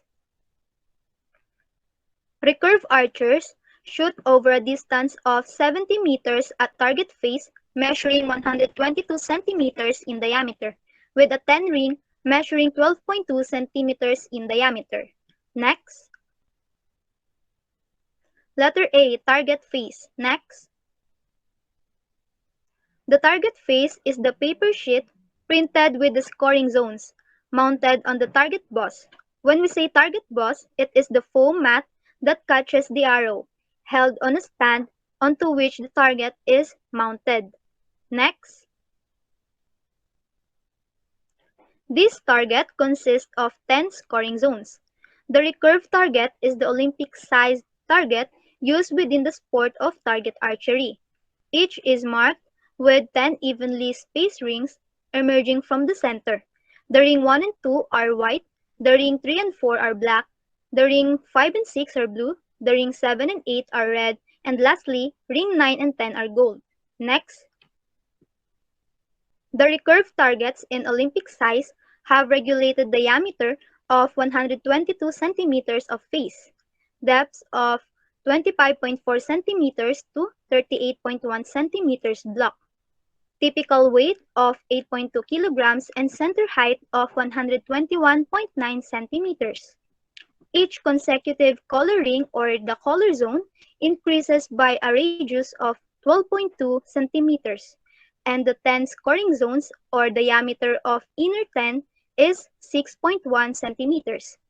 This target should be angled to 10 to 15 degrees from vertical. Next, the width of the thin dividing line or the line between the two scoring zones and the outermost line, which is at the edge of number 1 scoring zone on the photo, shall not exceed 2 millimeters on the target faces. The center of the target face shall be indicated by a small cross. The lines of the target cross shall not exceed 1 millimeter in width and 4 millimeters in length. Next, not all targets have identical features. The flash slide on your screen are some of the target faces used for outdoor archery. The 4x5 out of 10 scoring zones, the 4x6 out of 10 scoring zones, the 3x6 out of 10 scoring zones, the 3x5 out of 10 scoring zones, the 2x5 out of 10 scoring zones, and 1x5 out of 10 scoring zones. Next, while here are some of the target faces used for indoor archery: the 4x4 40 cm target face, the 4x4 triple triangular face, the 4x3 vertical triple face, the 2x3 vertical triple face, and 1x3 horizontal triple face. Next, archers stand 70 meters plus or minus 30 centimeters away from the target in outdoor archery, while in indoor archery they stand over a short distance of 18 meters inside the building. Next, letter B, target butt setup. There are two types of target butt setup. These are the outdoor target butt setup and indoor target butt setup. Next, number 1, outdoor target butt setup. The size of the buttress or number 1 of the figure, whether round or square, must be at least 124 centimeters in any direction, as well as the width of the target supports, or number 2 on the photo. Make sure that the target butts are firmly attached to supports, which must be fixed securely on the ground. Each target butt has a target number, refer to the number 3 on the figure, of 30 centimeters tall. Black figures on yellow background alternating with yellow figures on a black background. Target numbers will be fixed above the center of each target butt. They must be clear of the target face and visible from the shooting line. The target flag or number 4 on the photo has the length of 25 to 30 centimeters in color yellow or light red. The rod where the flag is connected, or the fifth number on the figure, has 40 centimeters above the target buttress or target number. The buttress stand must have 4 legs if possible. The figures of flip score device, or number 6 on the photo, must be 25 centimeters. Again, refer to the number 7. From the target center to the ground, the height must be 130 centimeters. The height of the centers of the target faces, in line of the target butts, should look straight at all times. According to the WA Rulebook, Events, Chapter 7, Field of Play Setup for Target Rounds, each outdoor target butt should be set at an angle of between 10 to 15 degrees. From the vertical, all target butts must be set up at the same angle. Next, indoor target butt setup. Comparatively to the outdoor target butt setup, refer to the number 1 on the figure. The size of the buttress, whether round or square, must be at least 124 centimeters in any direction, as well as the number 2 on the figure, which is the width of the target supports. Make sure that the target butts are firmly attached to supports, which must be pegged securely in the ground. Each target butt has a target number. Refer to the number 3 on the photo. 15 centimeters tall, black figures on yellow background alternating with yellow figures on black background. Target numbers will be fixed above the center of each target butt. They must be clear of the target face and also visible from the shooting line. Similar to outdoor butt setup, the stand must have 4 legs if possible. The figures of a flip score device, refer again to the figure number 4. It must be 20 centimeters. From the target center to the ground, look on the number 5 on the photo. The height must be 130 centimeters. The height of the centers of the target faces, in line of the target butts, should look straight at all times. Each target indoor butt should be set at an angle of between 0 to 15 degrees from the vertical. All target butts must be set up at the same angle. Next. So, what have all of you observed? Are there differences between outdoor and indoor butt setup? Okay, so as all of you observed, The outdoor and indoor target butt setup has almost the same parts and structures. However, they differ in the measurement of the height of the target number, referred to the number 3 on the figure, from 30 centimeters into 15 centimeters. The figures of flip score look for number 6 in outdoor and number 4 in indoor, from 25 centimeters into 20 centimeters, and the angle from 10 to 15 degrees into 0 to 15 degrees, as well as the absence of target flag along with its rod in the indoor setup. So I'll ask again, why isn't there any target flag and its rod in indoor butt setup? Anyone? Okay, there isn't any target flag along with its rod in indoor butt setup because there is no movement in the air, or what we call wind, inside the building or venue of indoor archery. The venue used in indoors are enclosed, which is opposite of open space in outdoor archery. Next. Letter C, miscellaneous equipment. Next. Number 1, archery timer. The timing and visual devices are placed to the sides of the game field. Digital numbers must be at least 20 centimeters high and should be visible from the shooting line. They should be placed forward of the 30 meters of target line. Archery timer is ideal for programming, timing, and displaying the time in minutes and seconds of archery set time limit and matches. Next. Number 2, whistle. A small wind instrument in which sound is produced. Whistle is used to command in officiating. Next. Number 3, wind socks.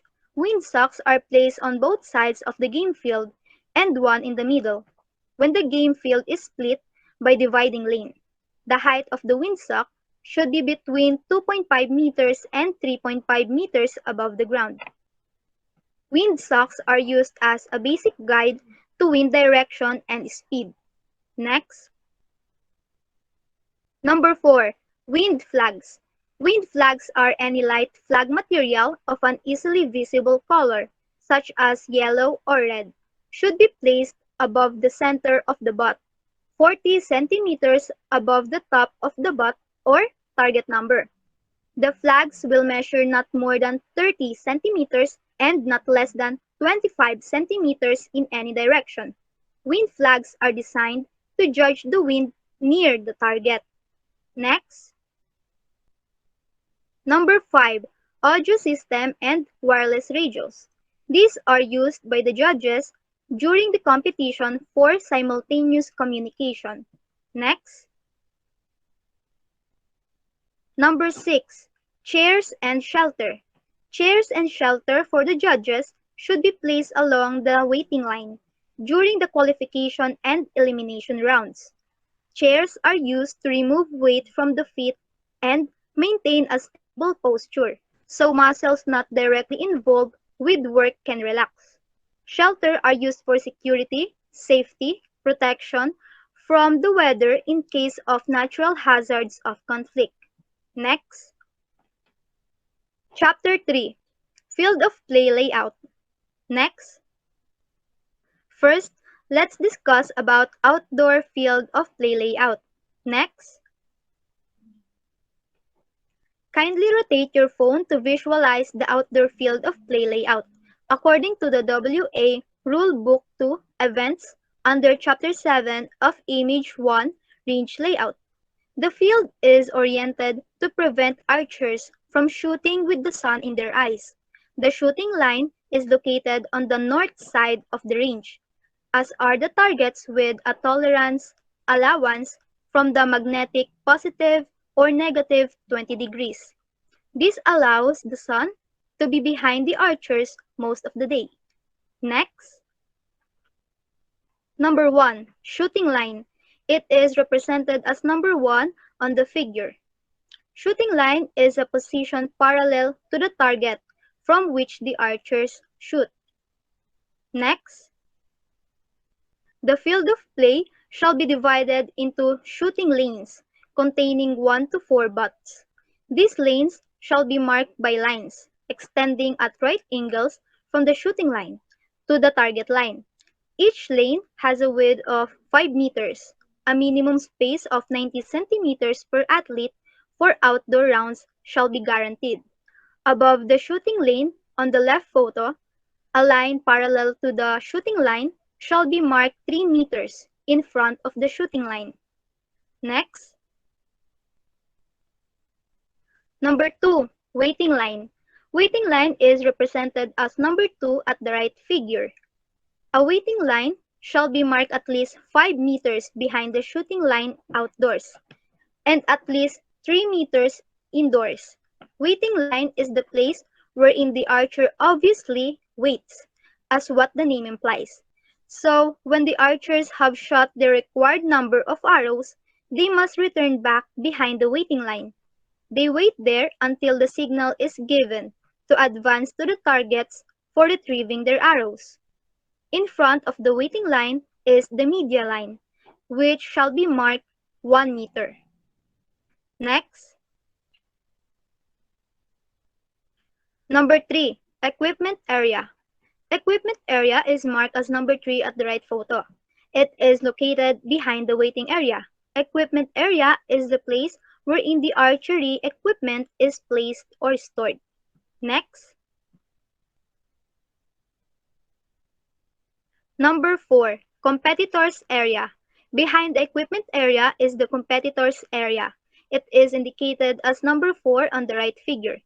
It is the space occupied by the archers, team managers, and coaches. Next,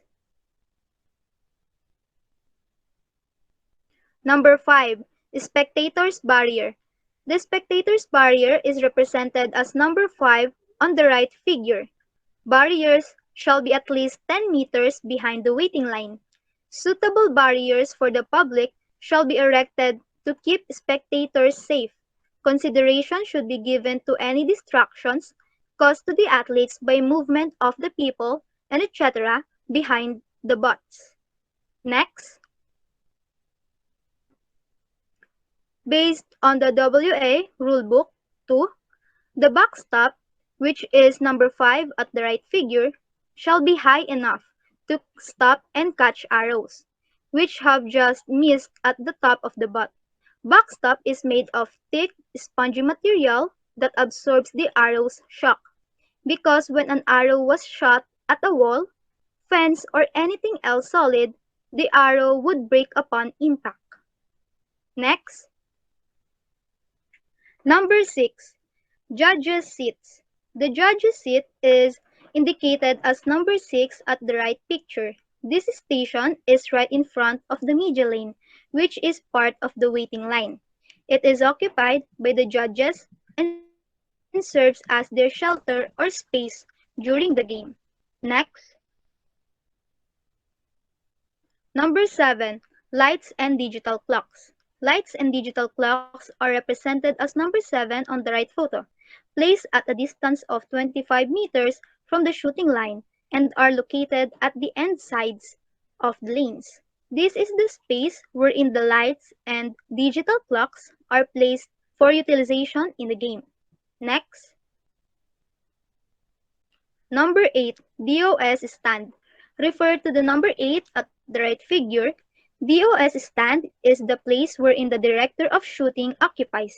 It is located at the middle or either end in between of shooting line and waiting line. It can be used as a stand of equipment, seating, and shelter.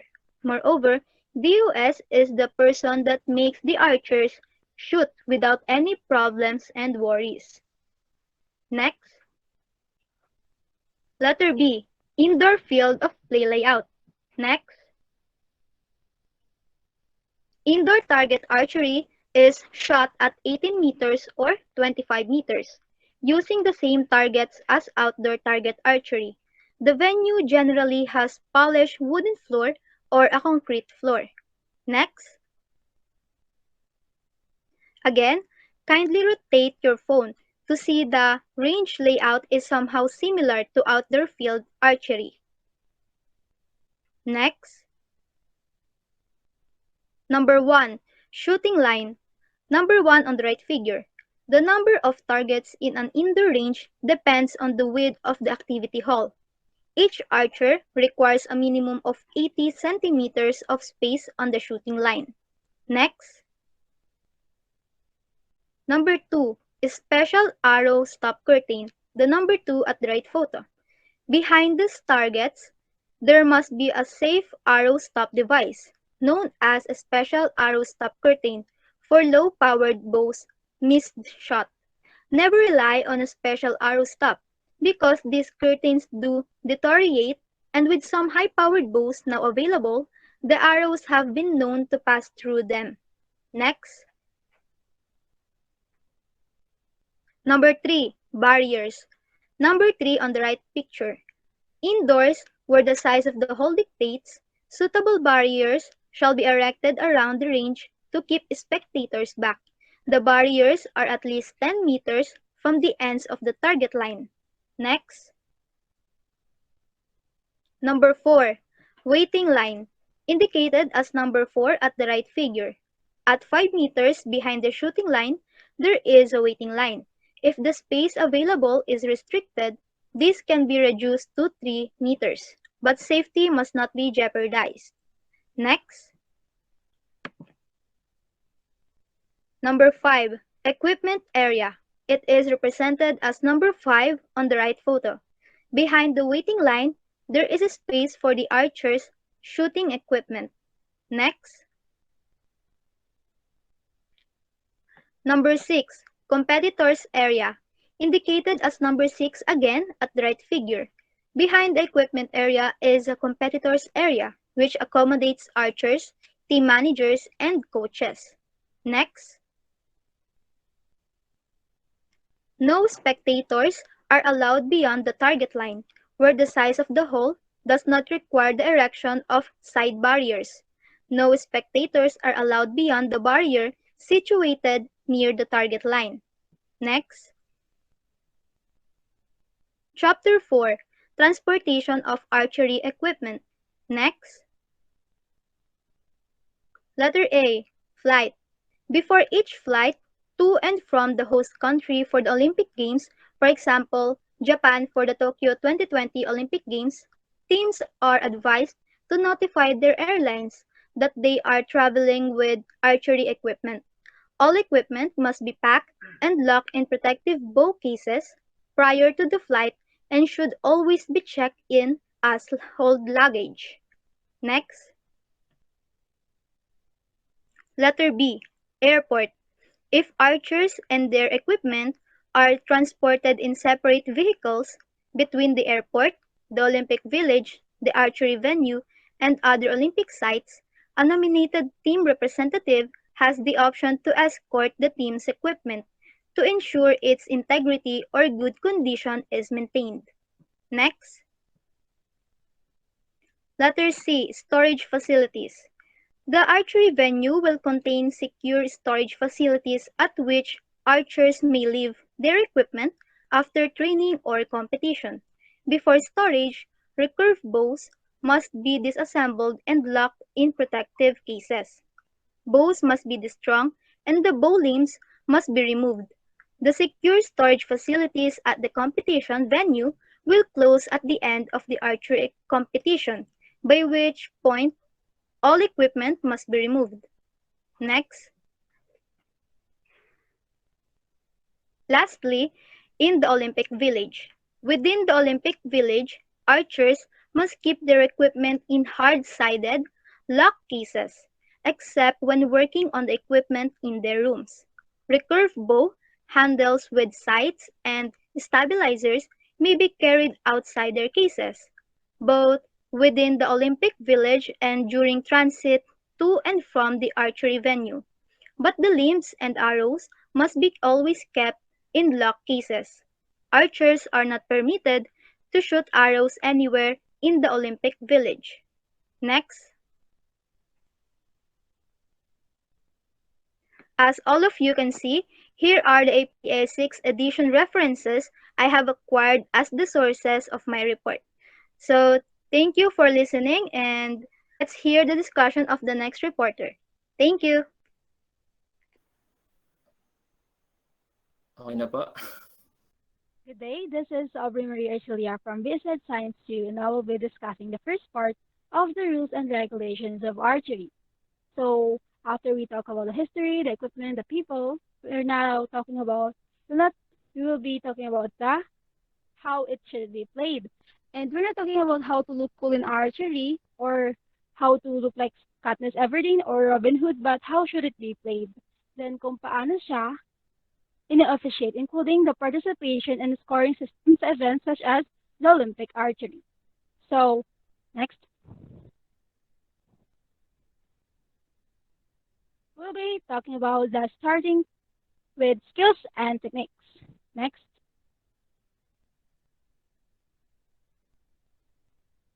first one we have here is the posture. So look at the photo. The recurve archer sets her stance. Body is almost at right angle to the target, but not almost, not very right angle kasi medyo little forward yung kanyang back foot nandun sa circle. And then the bow hand ay yung kanyang left hand dito ay nasa grip on the riser. The draw hand, finger to the string, one finger to the point, to the index finger ay nasa ataas ng arrow, and then yung kanyang middle and ring finger ay nasa ilalim. And then, heads up, dapat nakatingin directly sa target. Right after the posture, we have next, the draw.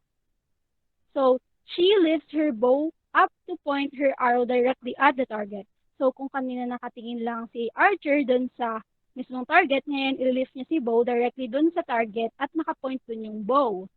Yung bow hand niya, which is the left hand, are naka-push against the riser, while the draw hand pulls back with the back elbow. At dapat consistent yung draw rhythm. At ang ginagamit dito ni Archer ay yung kanyang back muscle to pull the bow efficiently. The next, right after that, we have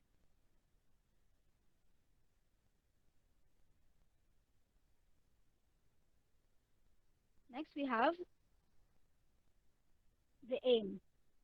So, kung titingnan natin, mas nag-extend yung kanyang draw hand pa-pull back.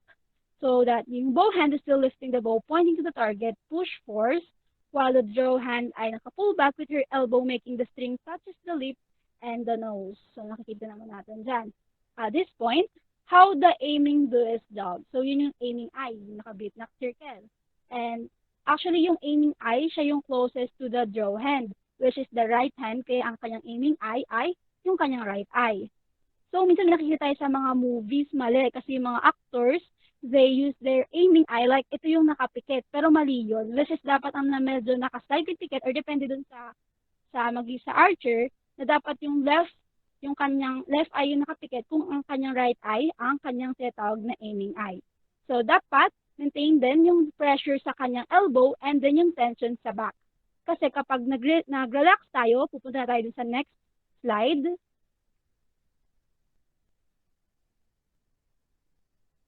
Next. The next is what we called the release. So, once the clicker signals na yung desired draw length natin has been reached, dapat nang i-relax ni Archer yung kanyang fingers to release the arrow. So, what is clicker? Clicker is a draw length check device used on a curved bow to give an audible indication na yung arrow has reached the desired draw length.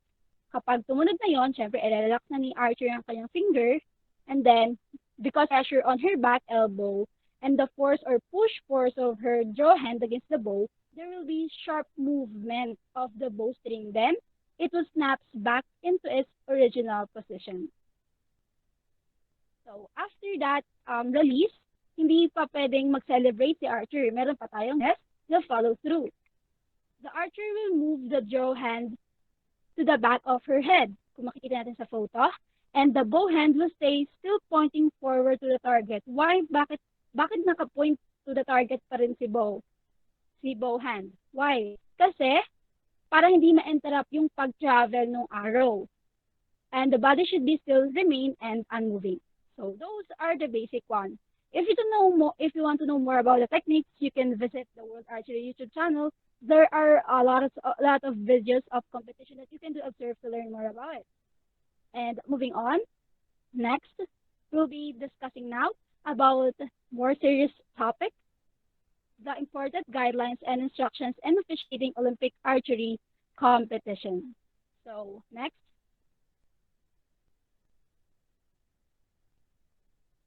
participation in the Olympic Games. To participate in the Olympic Games, either you are a competitor, you're a team official, or other team personnel, you must respect and comply with the Olympic Charter. So what is the Olympic Charter? Olympic Charter, these are the bylaws of the International Olympic Committee. And then you should also comply with the World Anti-Doping Code. So what is World Anti-Doping Code?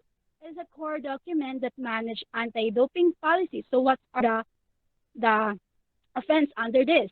The possession of substance, using of substance such as drugs. So, may tinatawag tayong doping. Ibig sabihin ng doping, using substance to enhance sport performance. So, that's a no. And failing doping control test or drug test. So, pag nag-fail ka dun sa test na yon, ay hindi ka makakasali sa Olympic Games.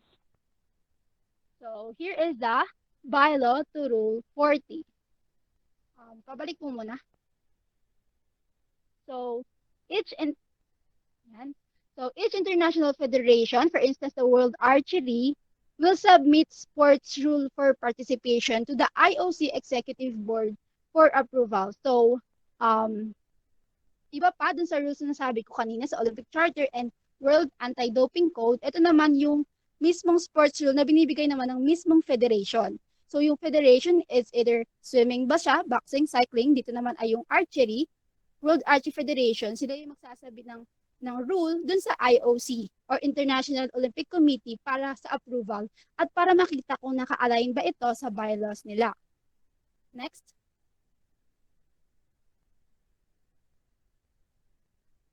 Sabi dito, no one.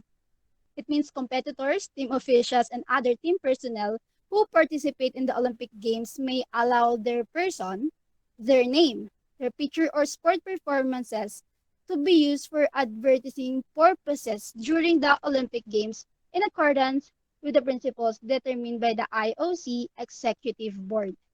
So as we can see, wala naman tayong napapansin na nakasuot dyan ng Nike or ng Adidas or ng kahit anong mga brand na hindi naman sponsor ni IOC.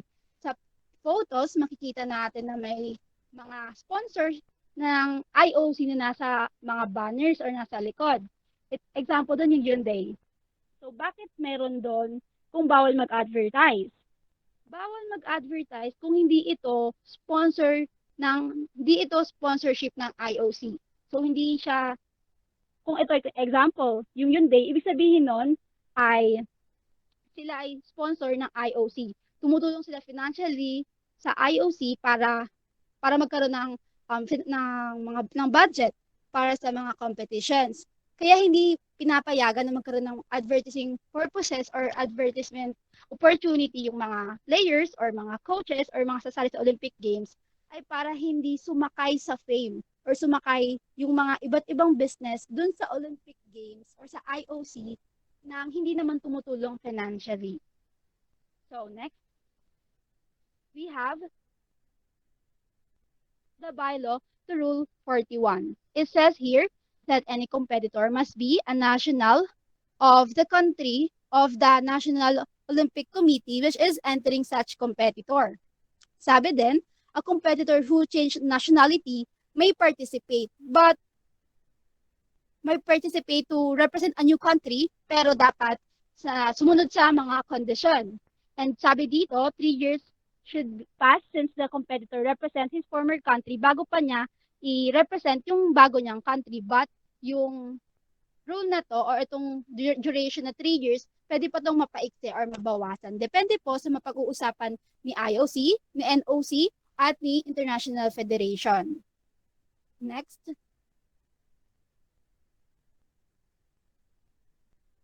Here are the examples. So, ito yung tinatawag natin mga archers who competed for more than one nation. So, ma-apply sa kanila yung bylaw to Rule 41. One example is si Gabriela Schlusser, that from Mexico. She was a recurve archer who represented the country in 2016 Summer Olympics. Has represented naman yung Netherlands since June 2018 on Archery World Cup. And then we have Katuna Lorig. She was born in Georgia, but she first competed for Soviet Union. Hindi natin nailagay dyan. But she competed for Soviet Union noong 1990, 1992. And then, nag-compete naman siya for Georgia at the 1996 and in 2000 Olympics as Katuna Lurigi. So, there are changing sa kanang sa pangalan. Then, she became a naturalized citizen naman ng US. And then, nag-compete naman siya for US noong 2008 sa Olympics in Beijing. Fun fact, si Katuna Lorige ay nagturo kay Jennifer Lawrence how to shoot recurve bow for the 2012 film The Hunger Games. So, kung kilala niyo siya, si Katniss Everdeen, siya yung nagturo si Katuna Lorige kay Jennifer Lawrence. And then next, we have Natalia Valiva. Natalia Valiva born on Moldova and then naging naturalized citizen siya nung nagpakasal siya sa isang Italian native. So, represented Moldova at 1992, 1996 Summer Olympics. Then, represented Italy naman sa 2000 to 2012 Summer Olympics. Next.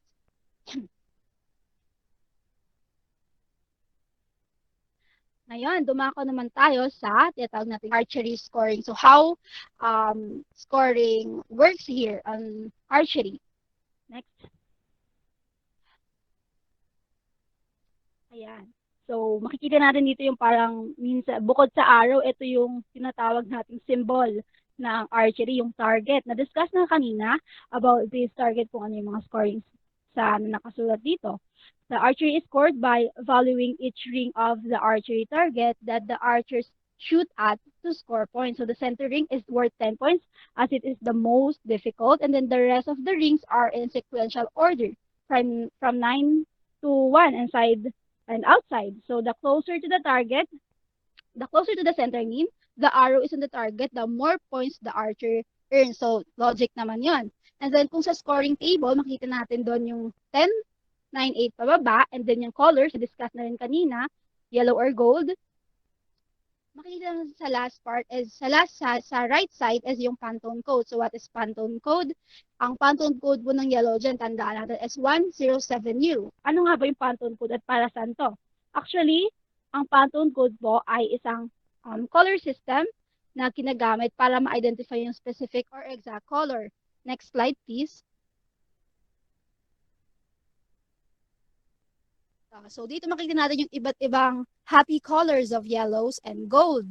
So, what is Pantone code? Ang Pantone code, kagaya na sabi ko kanina, color system siya. Para ma-determine kung ano exact color dyan ng target, ano ba yung code kanina? 107. So, kung hahanapin natin siya dyan, ito siyang nasa pinaka-right corner, upper right corner. Yan yung Pantone code for the yellow na ginagamit sa target. And meron kasing nakasulat na U dun sa dulo, pero hindi ko nilagay dyan, 107U. Ibig sabihin yun, uncoated. Kapag sinabing coated naman, yung C yung nakasulat, ibig sabihin nun glossy. So, ibig sabihin, hindi glossy yung color, yung yellow dun sa sinasabi nating target. The next.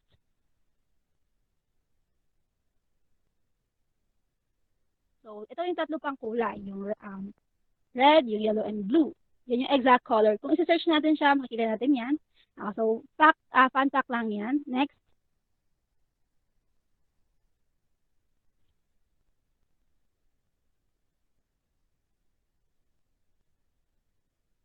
Next, please. Yan. So, Olympic archery daw ay may iba't ibang events. Iba't ibang events. We have individual, mixed team, and team. Pero sa pag-aaral natin sa scoring, we'll be talking more about individual para mas malinaw at mas mapagtutukan natin yung scoring kapag individual lang. The next, unang scoring system na pag-aaralan natin ay tinatawag na the end rule. So, what is end? A group of arrows shot in one sequence. So, in here, archer shoots their arrows in rounds called end. An end consists of shooting a group of 3 or 4 or 6 arrows depending on the level of competition.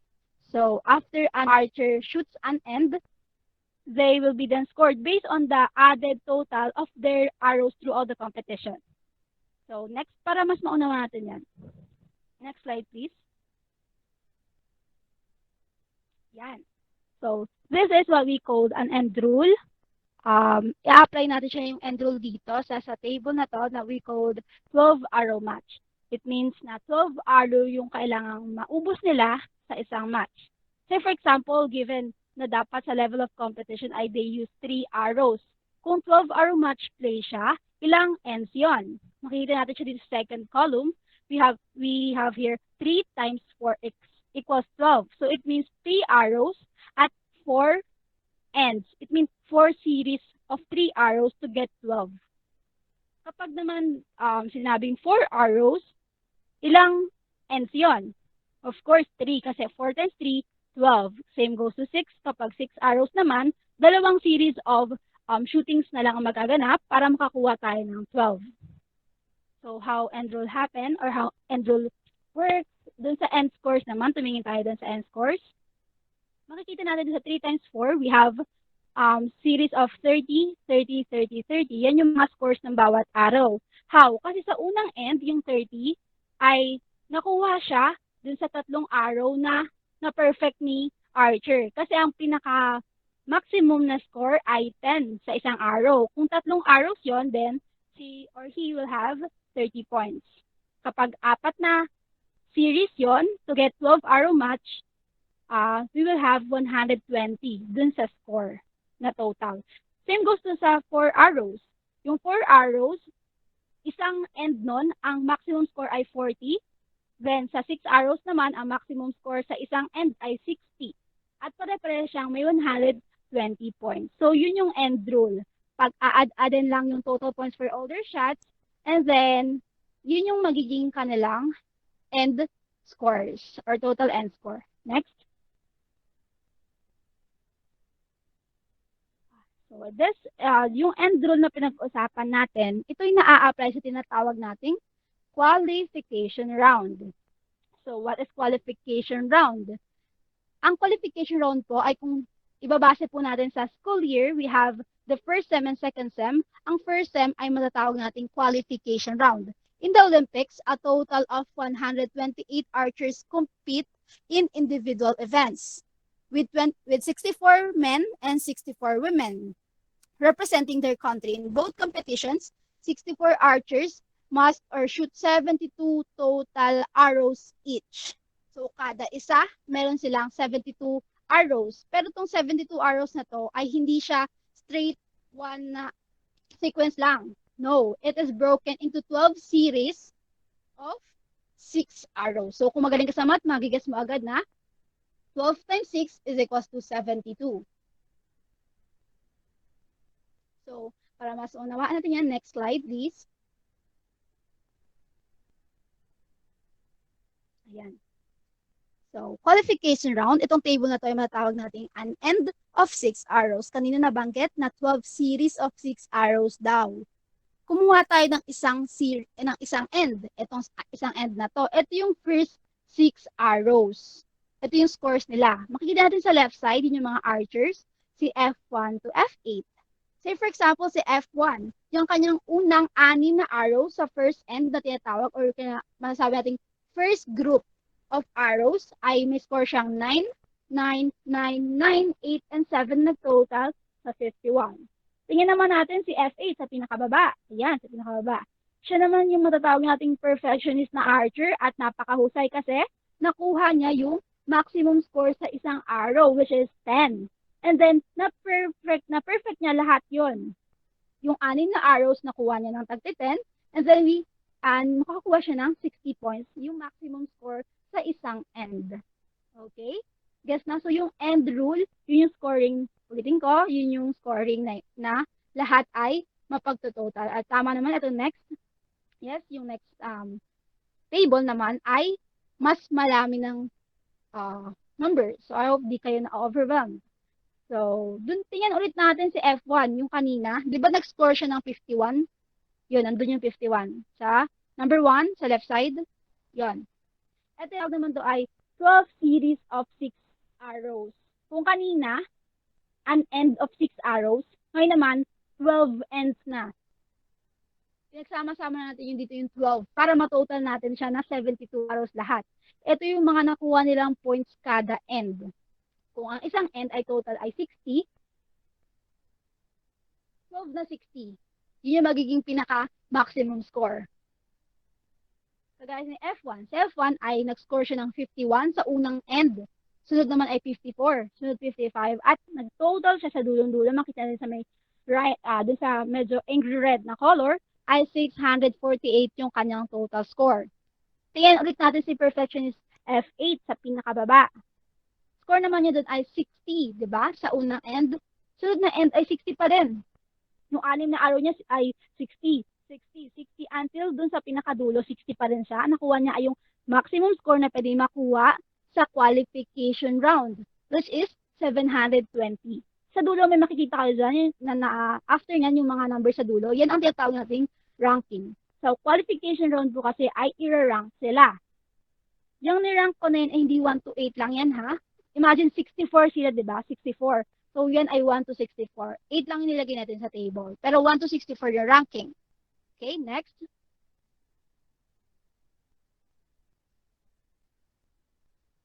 Ayan, to summarize, yung end rule ay ina-apply sa qualification round. Qualification round, 64 archers sila, 128, pero 64 na babae, 64 na lalaki. Yung bawat archer ay required na 72 arrow yung kanilang ma-shoot, and sa 12 series of 6 arrows yon. The total points for all their shots are added up, then ipi-place sila sa bracket after nilang mailagay sa ranking. Pupunta na tayo sa next nito. The highest scoring archer goes against the lowest scoring archer and so on. Paano to? Next. So here's the challenge. Yung Olympic archery match play. If you want to rotate the phone, please do. If you don't want to rotate the phone, rotate your head. Kung ano man, kung para mabasa niyo yung nasa slide. So this is what we call Olympic archery match play. Dito nilalagay yung mga naka-rank na. So imagine si 64, si top 1 to 64 ay ilalagay dito. And then, sabi daw dito, pagtatapat-tapatin sila. Yung pinakamataas na points ay itatapat doon sa may pinakamababa. So, si rank 1 ay itatapat kay rank 64. Si rank 2 itatapat kay rank 63. So, next slide please. So, ito siya. Zoom in lang natin ng super duper zoom in. Si A, set A. Dahil tinatawag tong single elimination, pag nalaglag ka dito, wala ka na. Talo ka na. Unlike dun sa qualification round na kapag hindi ka sobrang galing, mapupunta lang sa mababang rank, pero magpapatuloy ka pa din. Pero dito sa round na to, ay hindi na ganon. Kasi, tingnan nyo po si rank 1 and si rank 64, nagtapat. Nalaglag si 64, si 1 na lang yung umusad. Nasaan si 64? Wala na after that.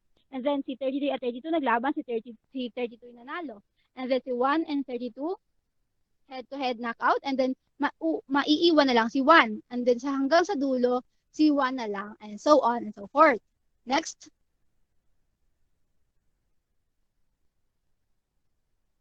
Dito makikita natin sa may arrow, yung tinatawag nating final round. Dun sa kapag apat na lang sila natira, yun yung tatawagin nating medal matches kung saan makakuha sila ng silver, ng gold, at kung sino malalaman na kung sino magiging rank 1. Ano bang tawag dito sa mga nagaganap na to? Next. Ayun. Ang tawag dito ay knockout competition. So, ang tagal bago natin malaman. Kung kanina, qualification round yung tawag, dun sa first sem na tinatawag natin, second sem naman ng Olympic archery ay itong knockout competition. So sa napag-aralan natin, yung end rule, ina-apply doon sa qualification round. Pero dito, hindi ina-apply yung end rule. Kasi dito sa knockout competition, we have elimination and finals round. Kung makikita natin sa photo na to, yung kinrap natin kanina, yung 64 magiging 32. Yung 32 magiging 16. Yung 16 magiging 8. Yung 8 magiging 4 na lang. At magkakaroon na sila ng medal matches. So, ano nga bang scoring yung ginagamit dito kung hindi end rule? So, alamin natin. Next.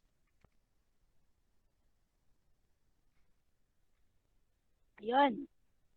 Kung kanina end rule yung scoring, ngayon may tinatawag tayong set system scoring. So, sa set system scoring, may tinatawag tayong set. A series of arrows in the set system. So, kung yung end group of arrows shot in one sequence, set naman ay series of arrows. So, parang may same function sila, but they are used in different situation. Kasi ang set ginagamit sa set system scoring. It says here that the archer that has more points earned from all 3 or 6 arrows will win the individual set. Parang masasabi rin, ay same lang naman kung sinong pinakamataas, yun naman talagang mananalo. But, the twist is, for each set won, a competitor receives 2 points. So, ano nangyari? Ba't 2 points lang yung magiging score? Tingnan natin. Next.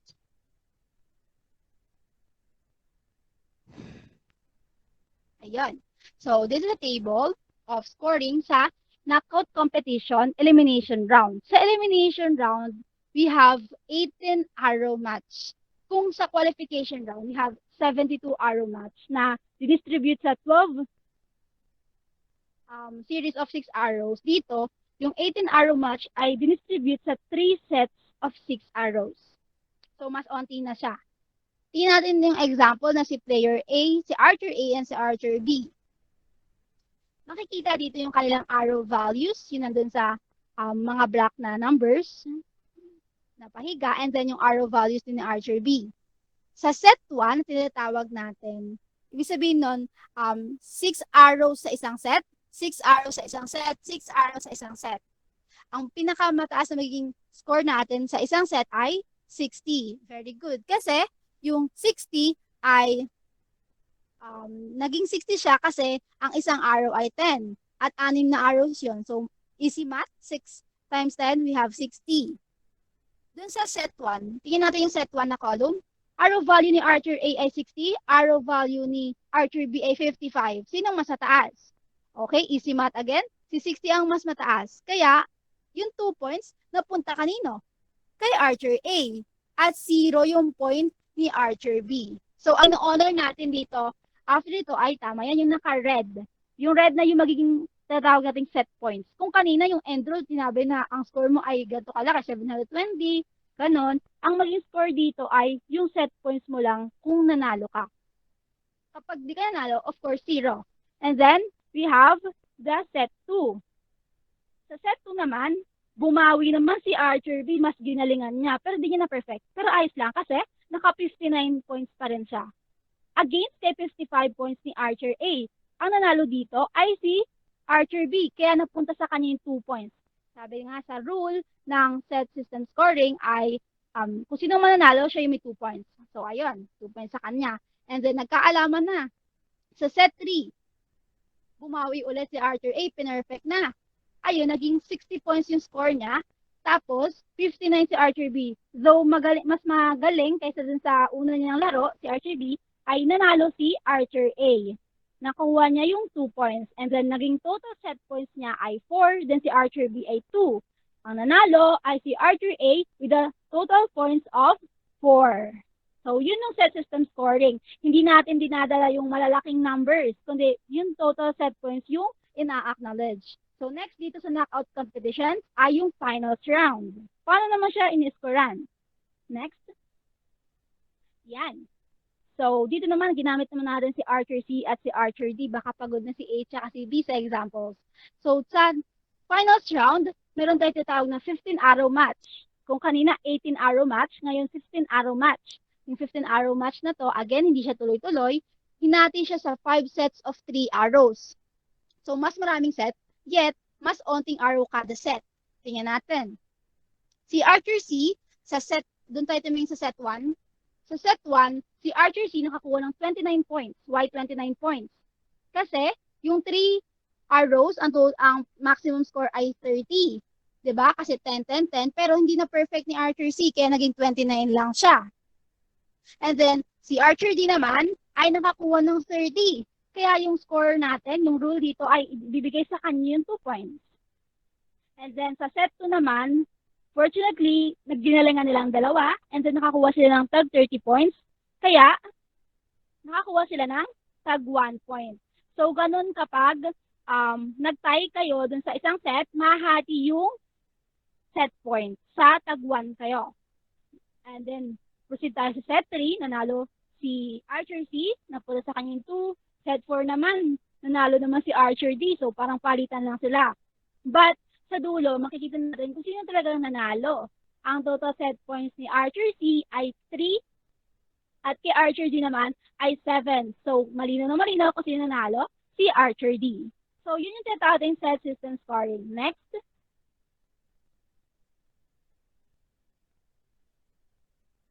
Ayun. So, summary lang to sa elimination round at sa finals round. Elimination 18-arrow match play. Finals round 15-arrow match play. Elimination round, yung 18 ay nahahati sa 3 sets of 6 arrows. Finals round ay nahahati sa 5 sets of 3 arrows. Elimination round naman, kung sino ang pinakaunang mananalo ng 2 sets or 4 points, siya yung mananalo dun sa match na elimination round. Sa finals naman, kung sino yung pinakaunang mananalo ng tatlong set or 6 points ay mananalo dun sa match na yon. Pero depende yun kasi kagaya kanina nagkaroon ng 7 points kasi nagkaroon ng tie sa isang set. So yun yun. Ganun yung pag-score sa set system scoring. Next.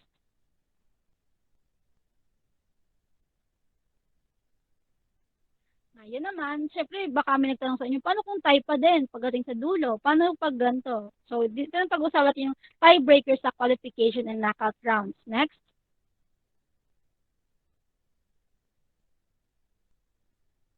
So, again, table na naman, right? So, yun talaga yung gagamitin natin para makita natin kung paano gumagana yung scoring. So, sa qualification round, tie score shall be ranked based on the greatest numbers or arrow values of tens and nines. Dito, si A, B, at C, ito yung sitwasyon, kahit magkakaiba sila ng score doon sa 12 series arrow match.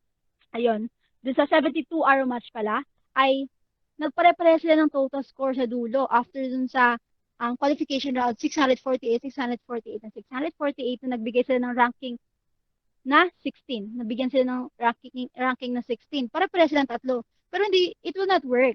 Kaya kailangan ng tiebreaker. So next, paano ba yung gumana? Dito, ayan, medyo magulo. Pero pag unawain natin, hindi naman siya super gulo. Tingnan natin sa Archer A. May nakita tayo dyan, tens and nines. Archer B, tens and nines. Ganun kay C. Dito, sinulat natin kung ilang beses siya nakakuha ng 10 all throughout the qualification round. So, itong 12 series na to, of 6 arrows, ilang beses siya nakakuha ng 10? Kagaya kay A, nakakuha siya ng, sa unang set, may isa siyang 10. Sa pangalawang set, meron siyang isang 10 ulit. And then sa third set, meron siyang dalawang 10. So, ganon. Kapag binibilang rin yung 9, the same goes kay B at kay C. Pag a-addin lang lahat ng pinakamaraming 10s and 9s nila. And yung total number of 10s and 9s, yun yung magiging scores nila sa dulo para ma-determine kung sino yung mas mataas na ranking. Sa dulo, lumabas na si A pala ay 46 yung kanyang naging 10s and 9s. Si B naman, 45 and si C, 44. At siyempre, malinaw, ang magiging rank 16 dyan ay si Archer A, right?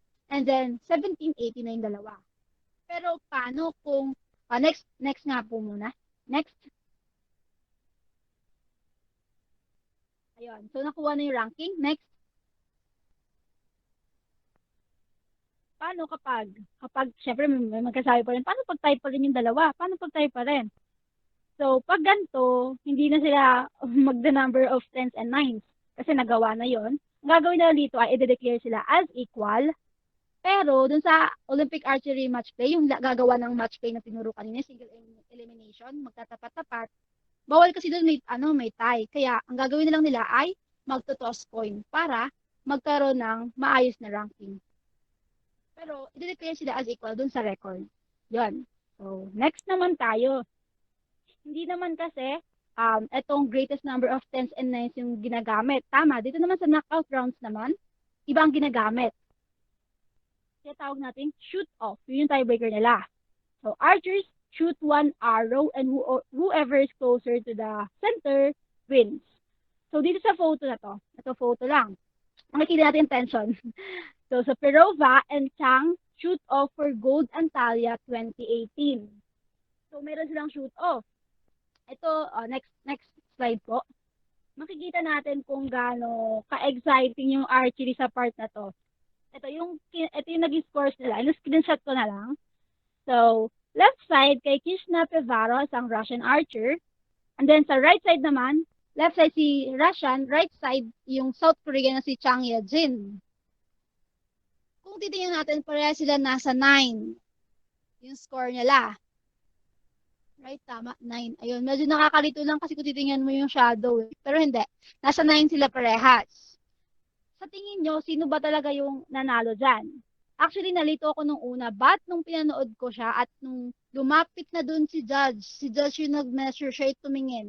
Ang nanalo po ay si Krishna Pevaro, yung left side, si Rashan.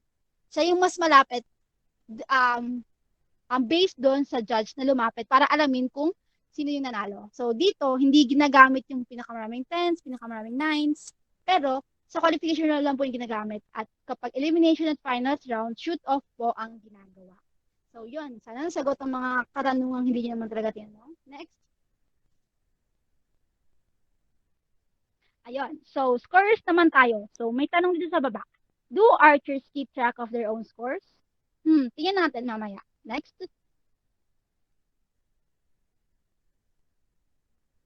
So, score is tallied after each end. So, nalaman natin yung kanina na kada end naman siya talaga tinatali.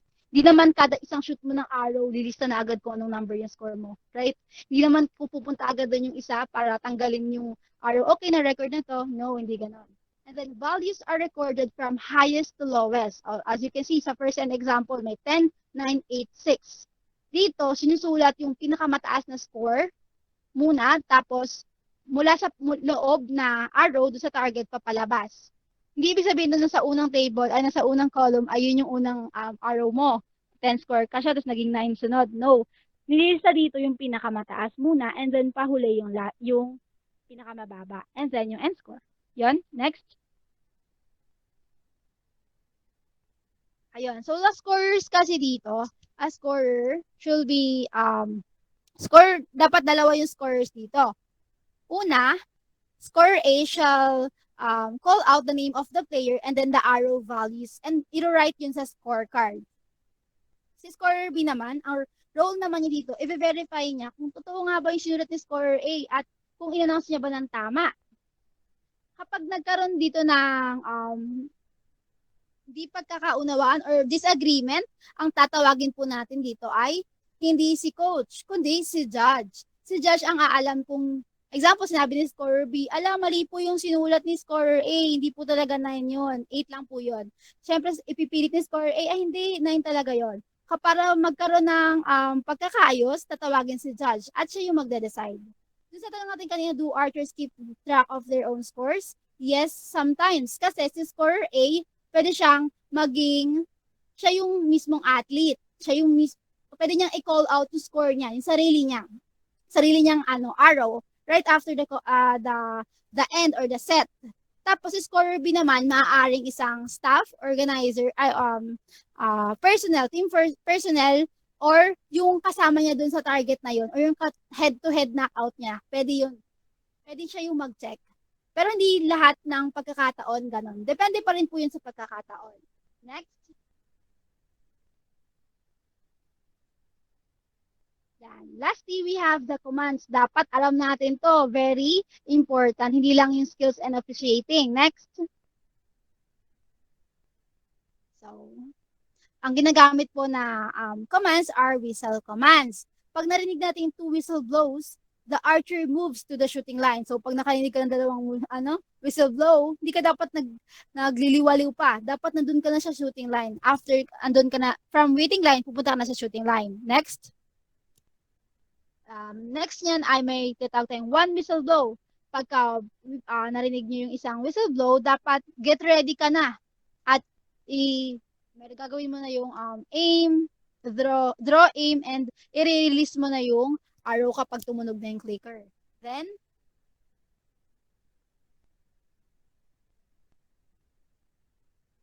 next po ay we have the command of three whistle blows. Kapag na mag three whistle blows na, the scoring begin and the archer retrieves their arrows. Kasi right after the end or the set ay mag-scoring na kapag na three whistle blows.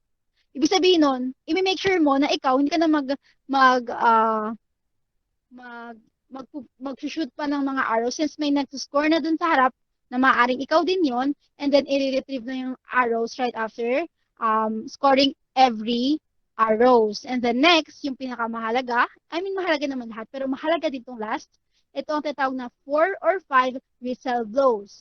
Dito, ito tinatawag na emergency stop kasi archer stops shooting and is instructed to wait for further instruction. Kapag narinig kang 4 or 5 whistle blows, dapat i-unmount mo yung arrow from the bow. Kasi maaaring ma-shoot mo yun or ma-release mo yun accidentally. At kaya nga nag 4 or 5 whistle blows kasi may emergency, right? For example, yung nasa right side, eto, ayan ay isang example ng isang hinimatay na archer doon sa field. And then yung sa left side naman, maaaring nag-aayos sila ng target. So, hindi talaga pwedeng accidentally ma-release mo yon. Dapat mag-wait ka sa further instruction at ibababa mo yung kung ano mang hawak mo, kung arrow o yung bow, ibababa mo yun para hindi ka talaga makakasakit or makakatama ng arrow.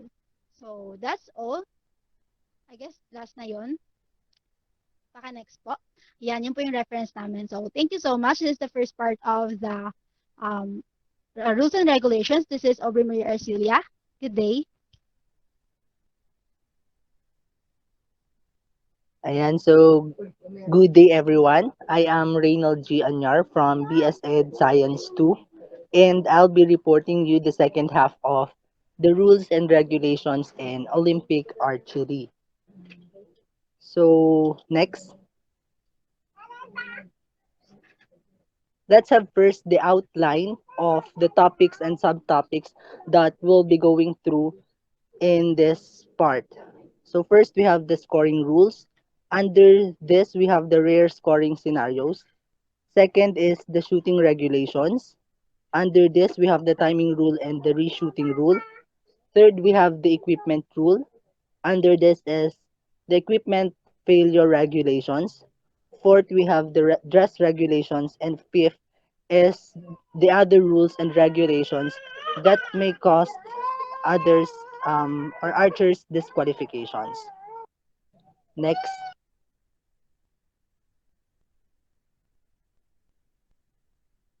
Now let's proceed to the scoring rules.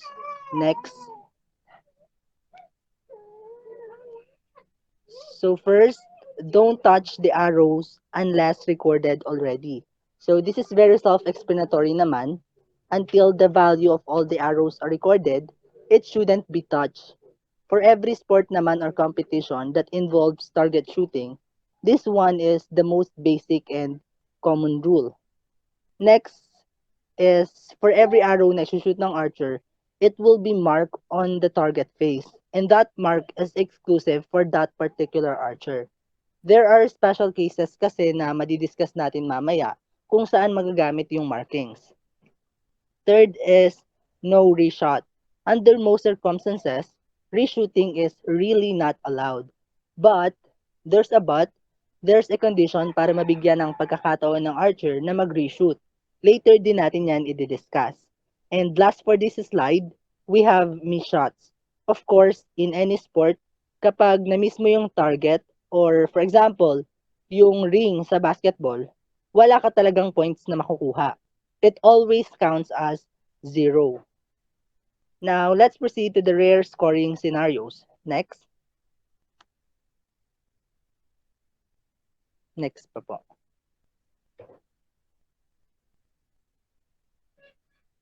Next pa po. Ayan, so the first scenario is when the arrow lands on the dividing line. If an arrow lands on the dividing line, what do you think would be the value of the arrow? So see the illustration on the left for your or as your reference. So what do you think would be the value of the arrow? Let's try first the problem here, saying the arrow lands on the line between circles 9 and 8. What would be the value of the arrow? So if this happens, the arrow will be given the value of whichever circle that have the higher value. So in the problem, the circles involved are circles 9 and 8. Between 9 and 8, which is bigger? Syempre si 9. Then, the value of the arrow would be 9. Next. Ayan. Sabi kanina, yung value ng arrow natin is magiging 9. Next scenario is called the Robin Hood rule. This is when two arrows in the same mark, um, two arrows shot on the same marks. So this happens naman if two arrow shots landed at the same and exact point in the target. So para mas maintindihan natin yan, I have prepared here a clip, next po, that where we can apply the Robin Hood rule. Ayan.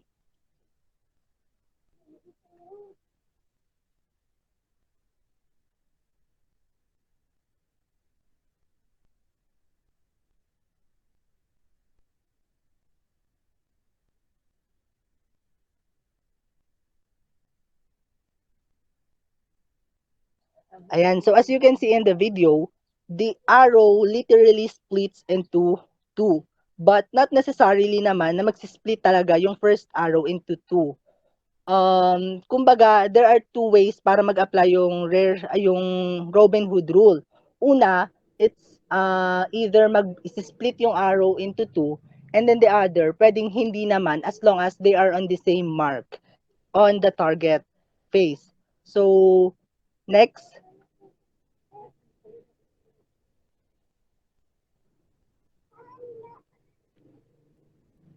Now, let's try the problem in this part. The first arrow landed on the circle 8. The third arrow landed on the exact spot as the first arrow. What is the value of the second arrow? So in this problem, we can assume that nangyari ito in the end of three arrow. The first arrow na sinut is pumunta siya sa circle 8. And then for my third arrow, pumunta naman siya kung nasaan din yung mark or yung spot kung nasaan yung first arrow ko. So what would be the value ng ating second arrow or ng last arrow? Next po.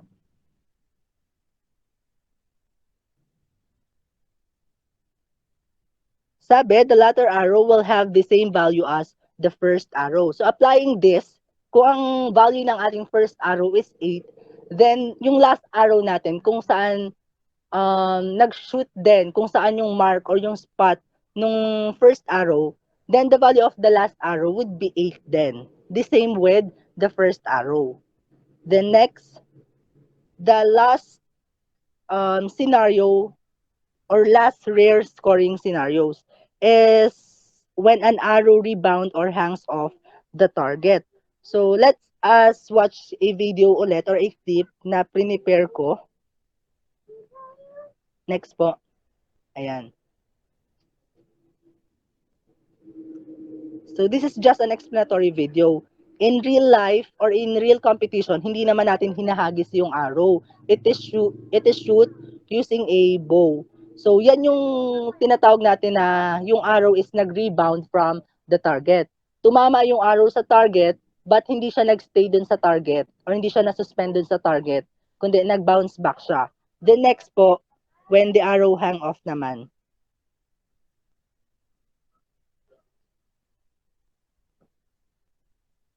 Next po.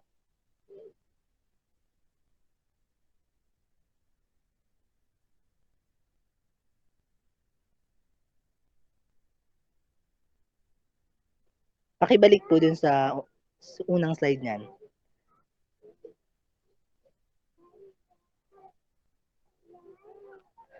Ayan, so paki-play po ng video. Ito naman yung nangyayari when the arrow hangs off the target. So at first, pagka-shoot ng arrow, nasuspend siya for some time in the target face. And since, kumbaga, nakalayla yung arrow from the target face. So eventually, because of the weight ng arrow pulled by the gravity, eventually malalaglag at malalagyag yung arrow. So dito ma-apply rin natin yung third rare scoring scenario. Next po. So balikan natin yung problem. If I shot an arrow or if I shoot an arrow and it leaves off the target face, for instance, it bounced out of the target, does it count as a good shot? Does it have a value? So, meron ba tayong makukuhang or meron bang makukuhang value or score yung archer? So, meron. Ang score na makukuha ng archer ay kung saan nag-hit or nag-mark yung arrow. Dito na natin magagamit yung markings na nabanggit dun sa una nating diniscuss. So, bakit kailangan pa natin ng markings ng mga arrow? Kasi kung wala yung marking sa target, mahirap matukoy yung last mark na nagawa ng archer. So, for instance, dun sa video, kung napansin nyo dun sa target face, maraming mark na nagawa na yung arrow dun sa target face. So, kung walang markings doon sa actual competitions, paano natin malalaman na ito yung naging hit mark, ito yung hit mark na nagawa ng archer for his last arrow. So, magkakaroon tayo ng problem in terms of scoring. So, kapag nangyari yung nag-rebound or nag-hang off yung arrow sa target face, the value of the arrow will depend on where it hits. So, basically, may score tayong makukuha. But, it is not considered a good shot. So, magkaiba po yung dalawang yon. Next.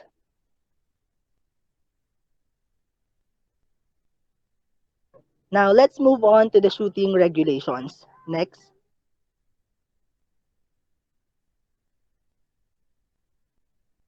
Next po. Ayan. Una, bawal na bawal para sa archer ang pumunta sa shooting line nang hindi pa nila oras. This is also a safety precaution to avoid unnecessary casualties. Yung repeated violation ng archer may cause his or her disqualification. Pangalawa, pinagbabawal na mag-shoot ang archer ng may support. Ito yung mga equipments na advantageous sa isang archer. In Olympic archery, fair competition is highly encouraged. Kabilang rin dito yung position ng archer sa pag-shoot. Siyempre in archery, ang archer kapag mag-shoot dapat ay nakatayo. Unless they are people with disabilities. And mahiwalay naman na competition para sa kanila. That is the Paralympic archery or the para-archery. For the third time naman, bawal mag-reshoot ang isang archer. Isang requirement lang ang pinapayagan para mag-reshoot sa Olympic archery. And later na natin yan pag-uusapan. Next po.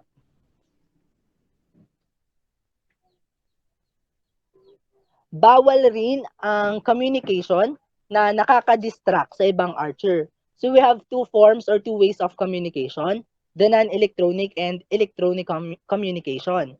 Dito, yung non-electronic communication lang ang allowed. Kasi kung electronic, beeping sounds pa lang niya, nakaka-distract na.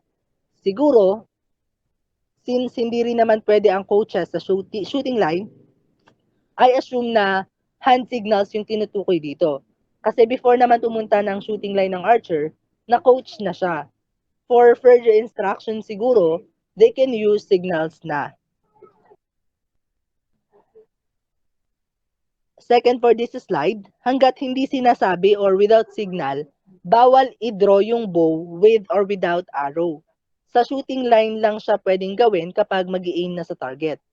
Kapag naman yung archer ay may kakaibang technique ng pag-shoot na para sa judge ay malaki yung safety risk, kahit nasa gitna ka pa ng mahabang end, immediately ay ipapatigil ang pag-shoot mo. Kapag ang archer naman ay late dumating sa competition, ay later na natin yung sundan, explain na natin kung um, yung sa shooting technique and style.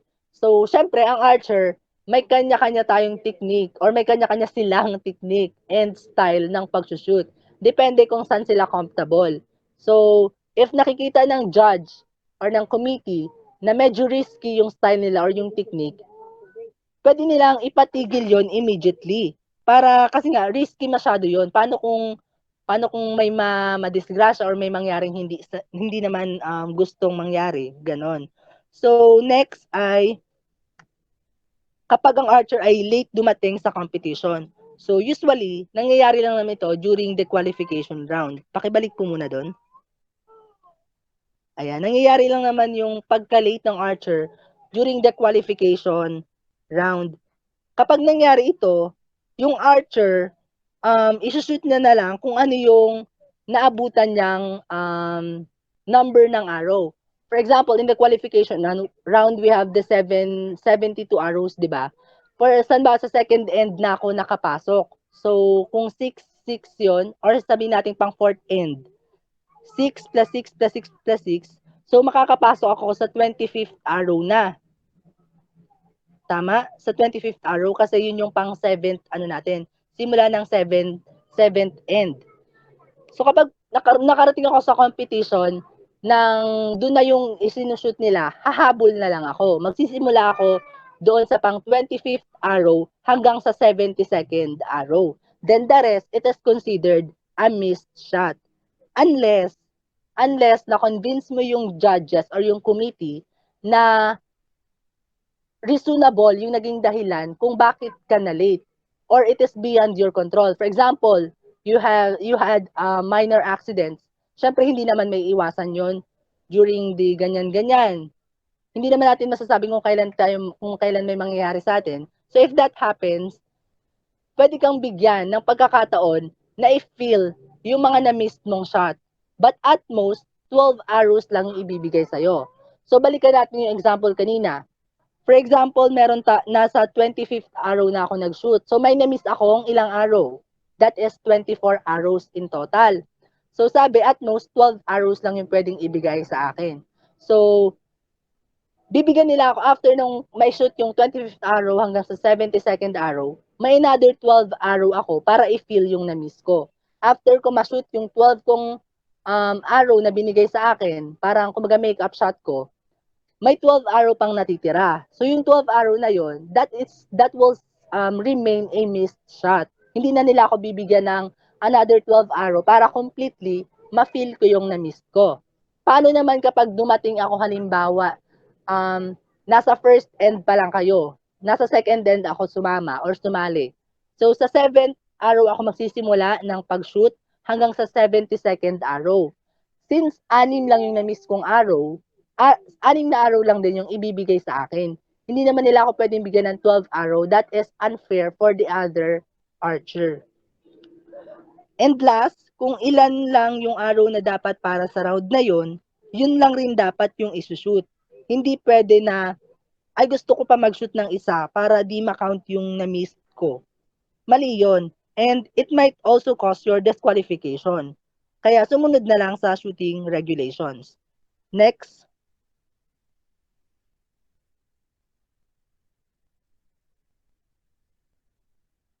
Now we are in the timing rules. So shooting in a specific amount of time can be challenging to archers as they have to battle their nerves and stress from the competition.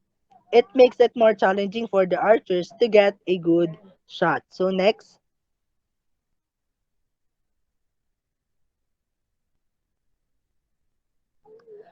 For every 3 arrows, 2 minutes is given. For every 6 arrows naman, 4 minutes is given. Siyempre, since the arrows are doubled, from 2 minutes, madodouble din yung time and it will become 4 minutes. But per arrow, 20 seconds lang yung ibinibigay. This is for a particular round lang in archery. For example, is in the tie breaking or the shoot off, sabi ni Aubrey sa report niya, there are two ways, 'di ba? It's either the numbers of tens and nines, 'di ba? Or the other one is yung magsushoot ulit sila one at a time in the target phase. So, dun mag-a-apply itong rule na 20 seconds lang for a particular archer. Next po.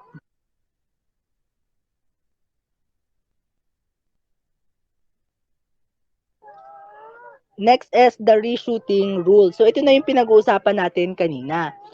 Sabi bawal daw mag-reshoot ang archer under many circumstances. Ito lang yung condition na hinihingi para payagan na mag-reshoot yung archer. That is when the arrow lands within 3 meters from the shooting line. So before that, we have two terms in archery, the misfire and the missed shot. Ano yung pinagkaiba ng dalawa? When we say misfire, it is unintentional. Kumbaga nalaglag mo lang yung or halimbawa, 'di ba, hinihila natin yung string nung bow para mag-exert ng force and ma-shoot natin yung arrow. So minsan nagkakaroon ng pagkakamali yung archer and nabibitawan niya or nalalaglag niya yung arrow. So that is considered a missed fire. However, or while the missed shot, um, umabot talaga or nag-reach yung arrow dun sa target face, but it completely missed the target face. Kumbaga hindi talaga siya tumama dun sa target face. So basically, na-miss niya talaga, as in, na-miss niya talaga yung shot na yon. So it is considered a misfire when the arrow lands within 3 meters from the shooting line and within or in the reach of the archer. Kapag ang arrow ay nalaglag 3 meters from the shooting line, pwede pa siyang bigyan ng pagkakataon ulit na mag-reshot or i-reshot yung shoot na yon. Pero kapag naman mas malayo na sa 3 meters yung arrow, halimbawa kahit nalaglag lang yon, basta mas malayo na sa 3 meters, it is already considered a missed shot. And kahit ano pang dahilan mo, hindi ka na mabibigyan ng pagkakataon na i-feel yung na-miss mong shot. Next.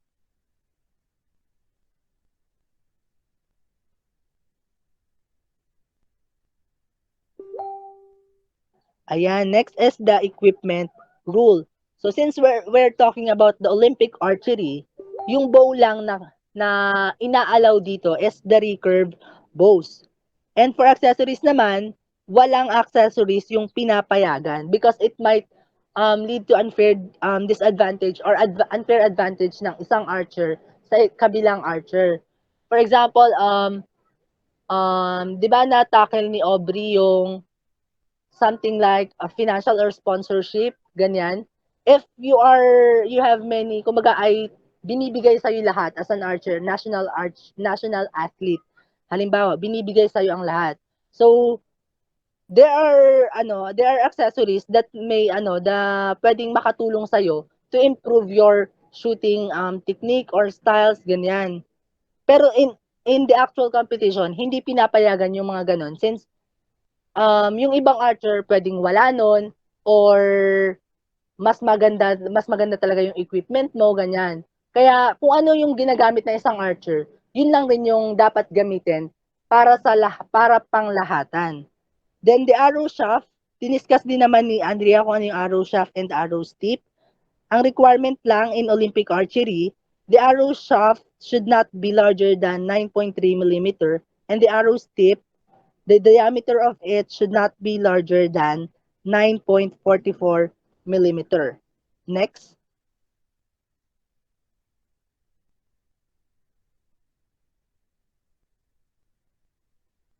Let's move on to the equipment failure regulation. So if may problem ka with your equipment, it has to be checked and verified by the judges para mabigyan ka ng extra time to do repairs.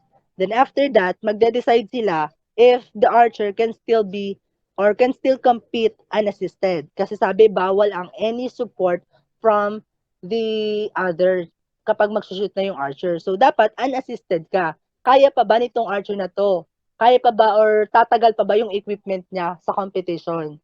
So, ganon. And kapag pinayagan ka na magpatuloy, 15 minutes lang ang ibibigay sa'yo for make-up shots. Usually, nangyayari lang naman din ito sa qualification round bago mag-start yung competition. So, it is 12 ends of 6 arrows, tama? So, that is 48 minutes in total. Bakit 48 minutes? Kasi for every 6 arrows, ang ilan nga ang binibigay na oras?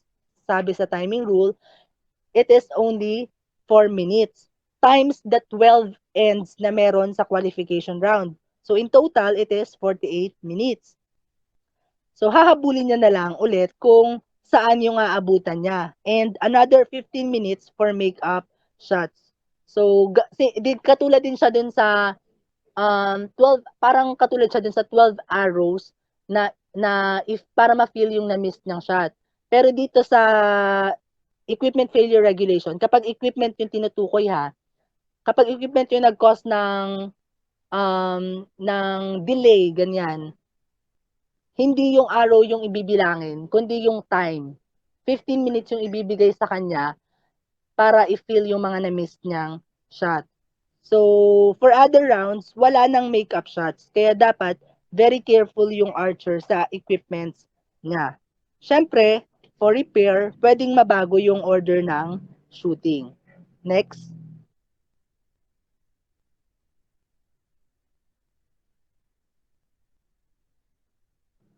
Ayan, the dress regulations for women. So women archer are only allowed to wear dresses, skirts, shorts, and trousers.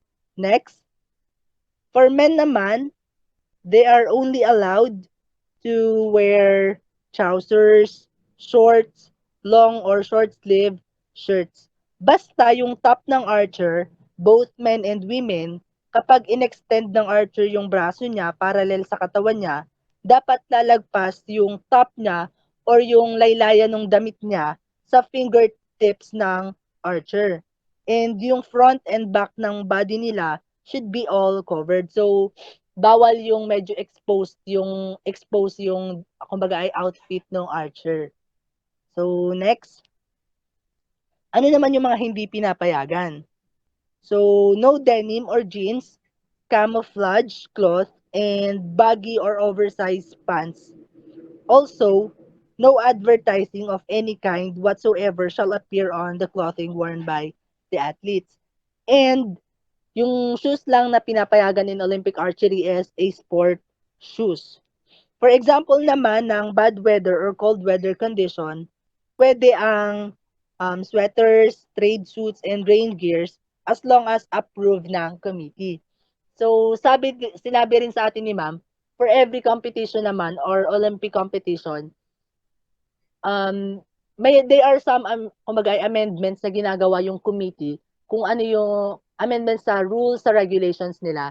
Hindi naman automatically na meron tayong international na guidelines, yun na talaga yung susundin.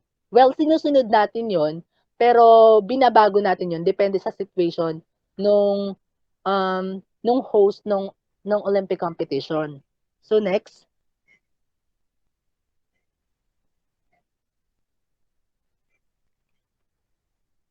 Ayan. And last for the basic rules and regulation is the other rules and regulations that may cause the archer's disqualification. Next.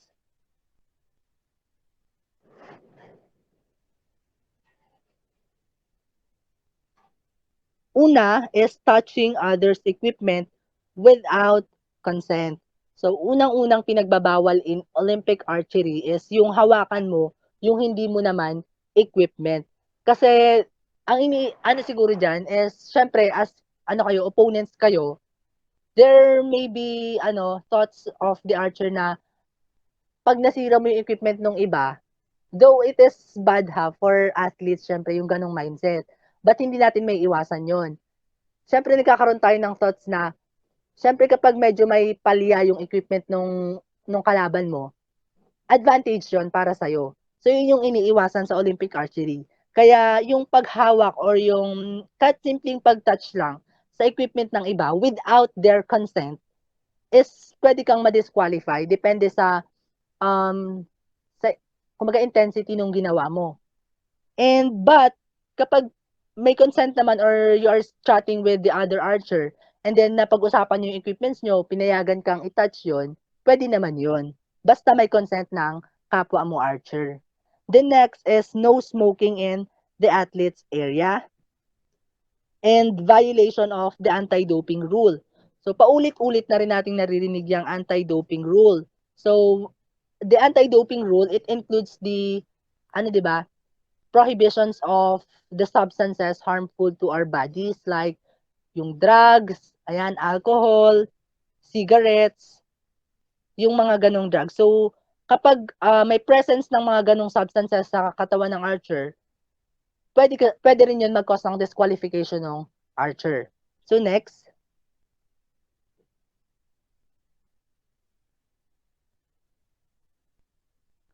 using equipment not permitted in the World Archery Rule. So, Olympic archery yung pinag-uusapan natin. So, kanina, diniscuss sa equipment rule na ang allowed lang for Olympic archery is the recurve bow. Siyempre, magkakaiba kasi yung kumbaga properties, yung characteristics, yung power, yan, nung bawat equipment or bawat bow. So if you have a compound bow, pwede ka ba mag-compete sa recurve competition? Siyempre hindi. It could be advantageous for you or advantageous for those who are using the recurve bow. Depende kung ano yung mas powerful dun sa dalawang yon. And then, next is the shooting more than the permitted number of arrows per end repeatedly.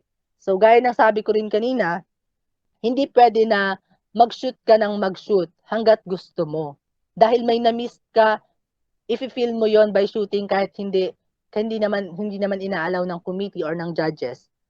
Kapag paulit-ulit mo yung ginawa, it may cause your disqualification. Siyempre, nabibisit din yung committee natin, yung judges natin kapag yung athlete is undisciplined. Siyempre, first character, di ba, ng bawat athlete is they should be very or strictly disciplined.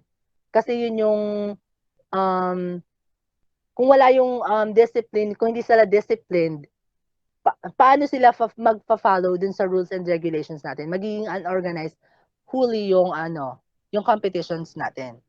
Next, meron pa ba?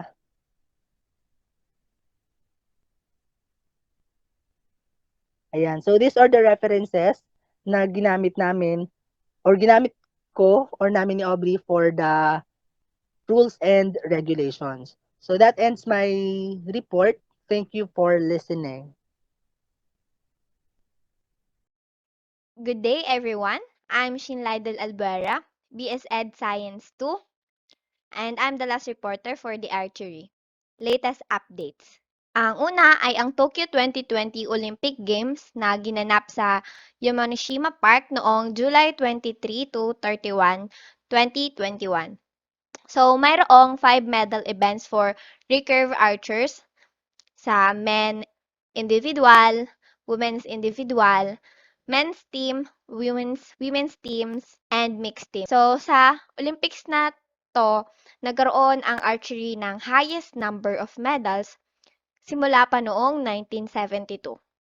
Ang nanalo sa men's individual recurve na nakakuha ng gold medal ay si Met Gasos from Turkey. Na beat niya si veteran Italian Mauro Nespoli sa 5-set final at ang nagkaroon sila ng score sa set 5 na 29-26. 29 kay Met at 26 kay Mauro at nagkaroon si Met ng overall score sa Olympic Games na 669 while Mauro 658. So, siya ang first ever Turkey Olympic medal. At nagkaroon siya ng international debut noong 2013 World Archery Youth Championship. Ang average arrow niya ay 9.4 sa kanyang career. Sa buong career, meron siyang 82 out of 124, 66% match wins. Meron siyang 7 out of 12, 58% tiebreak wins. At ang kanyang pinaka-the best na record sa buong career ay 698. Pumunta naman tayo sa women's individual recurve. Ang nakakuha ng gold medal ay si Ansan from Korea. So, siya yung unang athlete na nagkaroon ng triple gold medal sa Summer Olympics. At ito yung women's individual, women's team, at saka mixed team. So, siya yung pangatlong archer na na-break yung record na 1,400 point barrier on the 1,440 round noong 2020.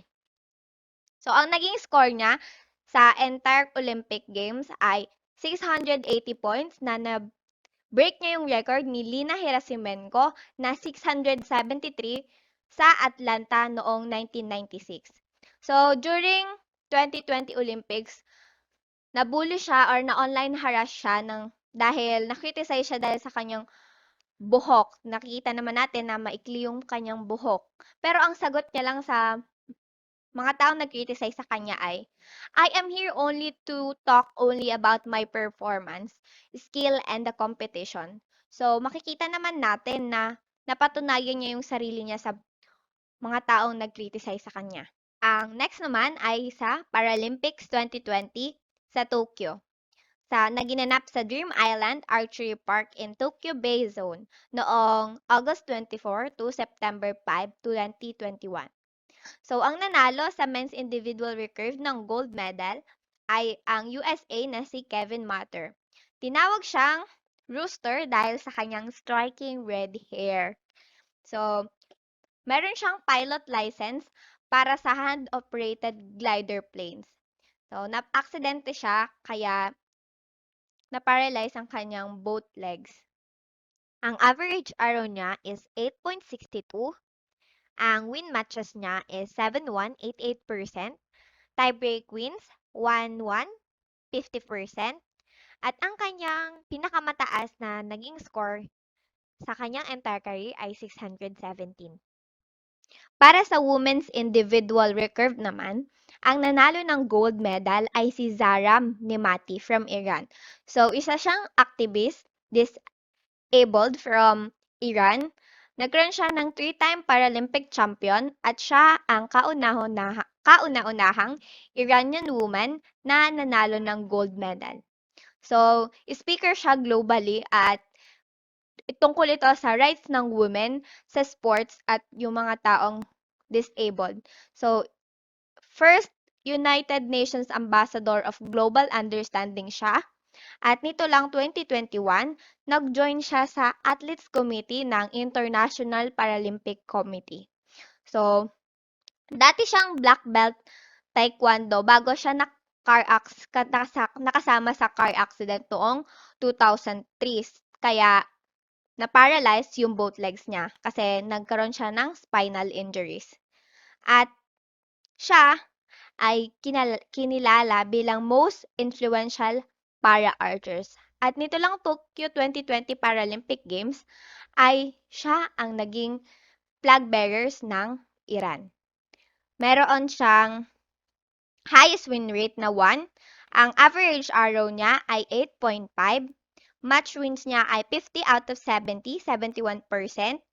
Tiebreak wins 5 out of 6, 83%.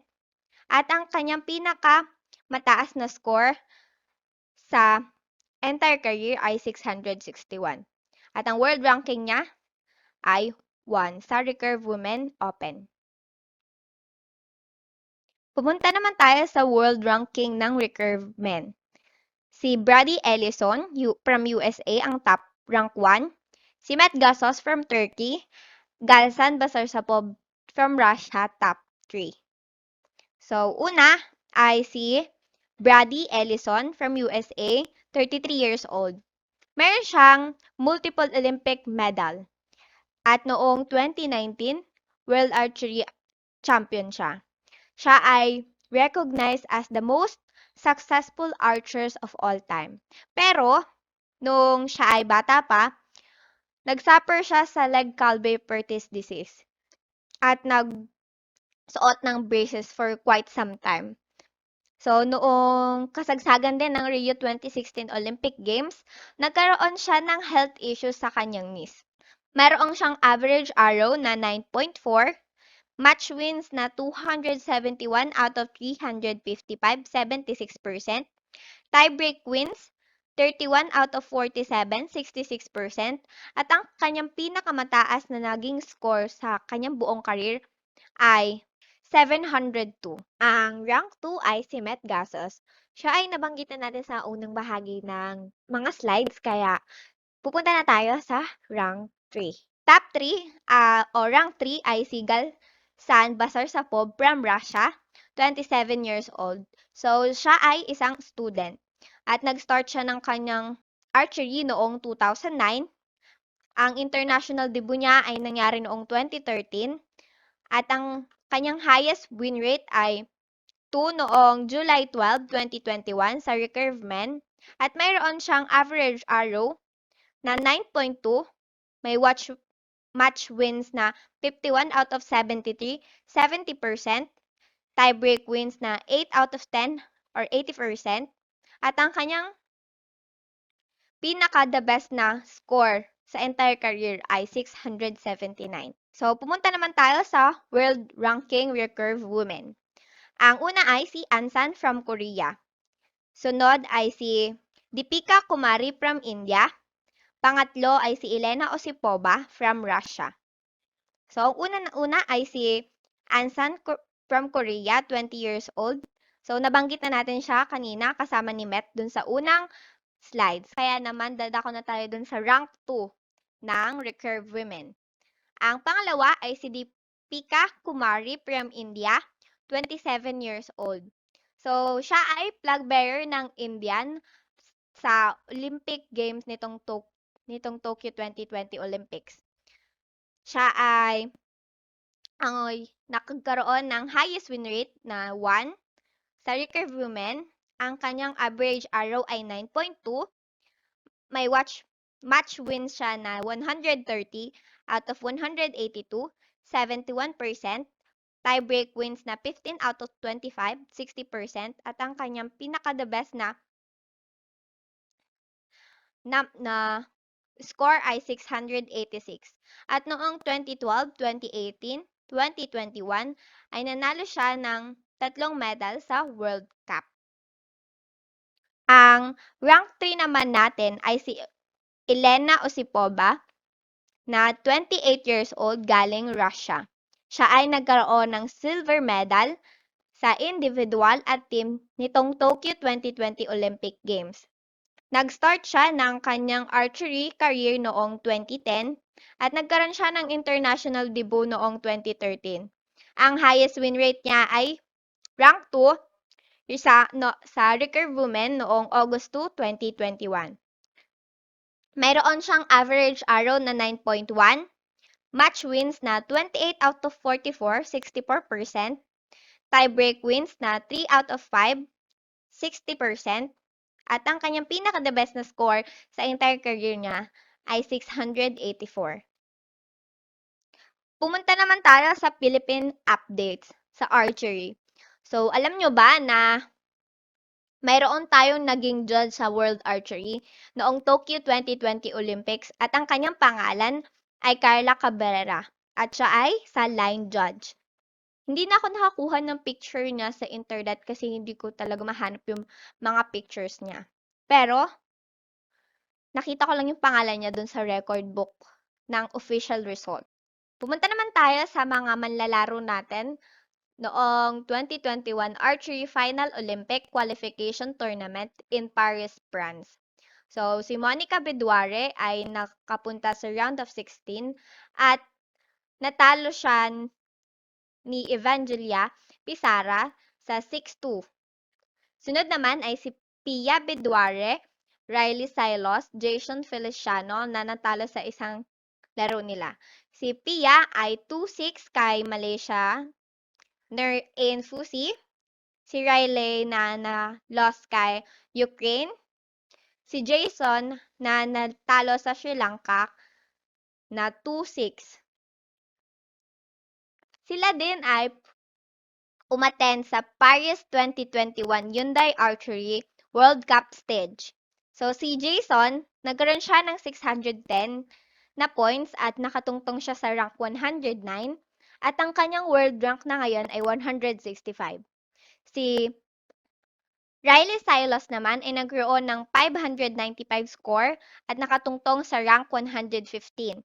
Sa ngayon, hindi pa siya nakakatungtong sa world rank. Sunod naman ay si Monica Beduare na nagkaroon ng score na 611 at nakatungtong sa rank 61. So, ang world rank niya na ngayon ay 153. Ang sunod ay ang kapatid niya na si Pia Beduare na nagkaroon ng 613 points at rank 62. Siya ay world rank 110. Pumunta naman tayo sa update sa committee. Nare-elect si Prof. Dr. Erdner sa kanyang 5th and final term as World Archery President noong September 18, 2021 sa Yankton, South Dakota, USA. Siya din ay isang Turkish Olympic Committee. Siya din ay president doon. Nare-elect din si Maria Emma Gaviria from Colombia as Vice President.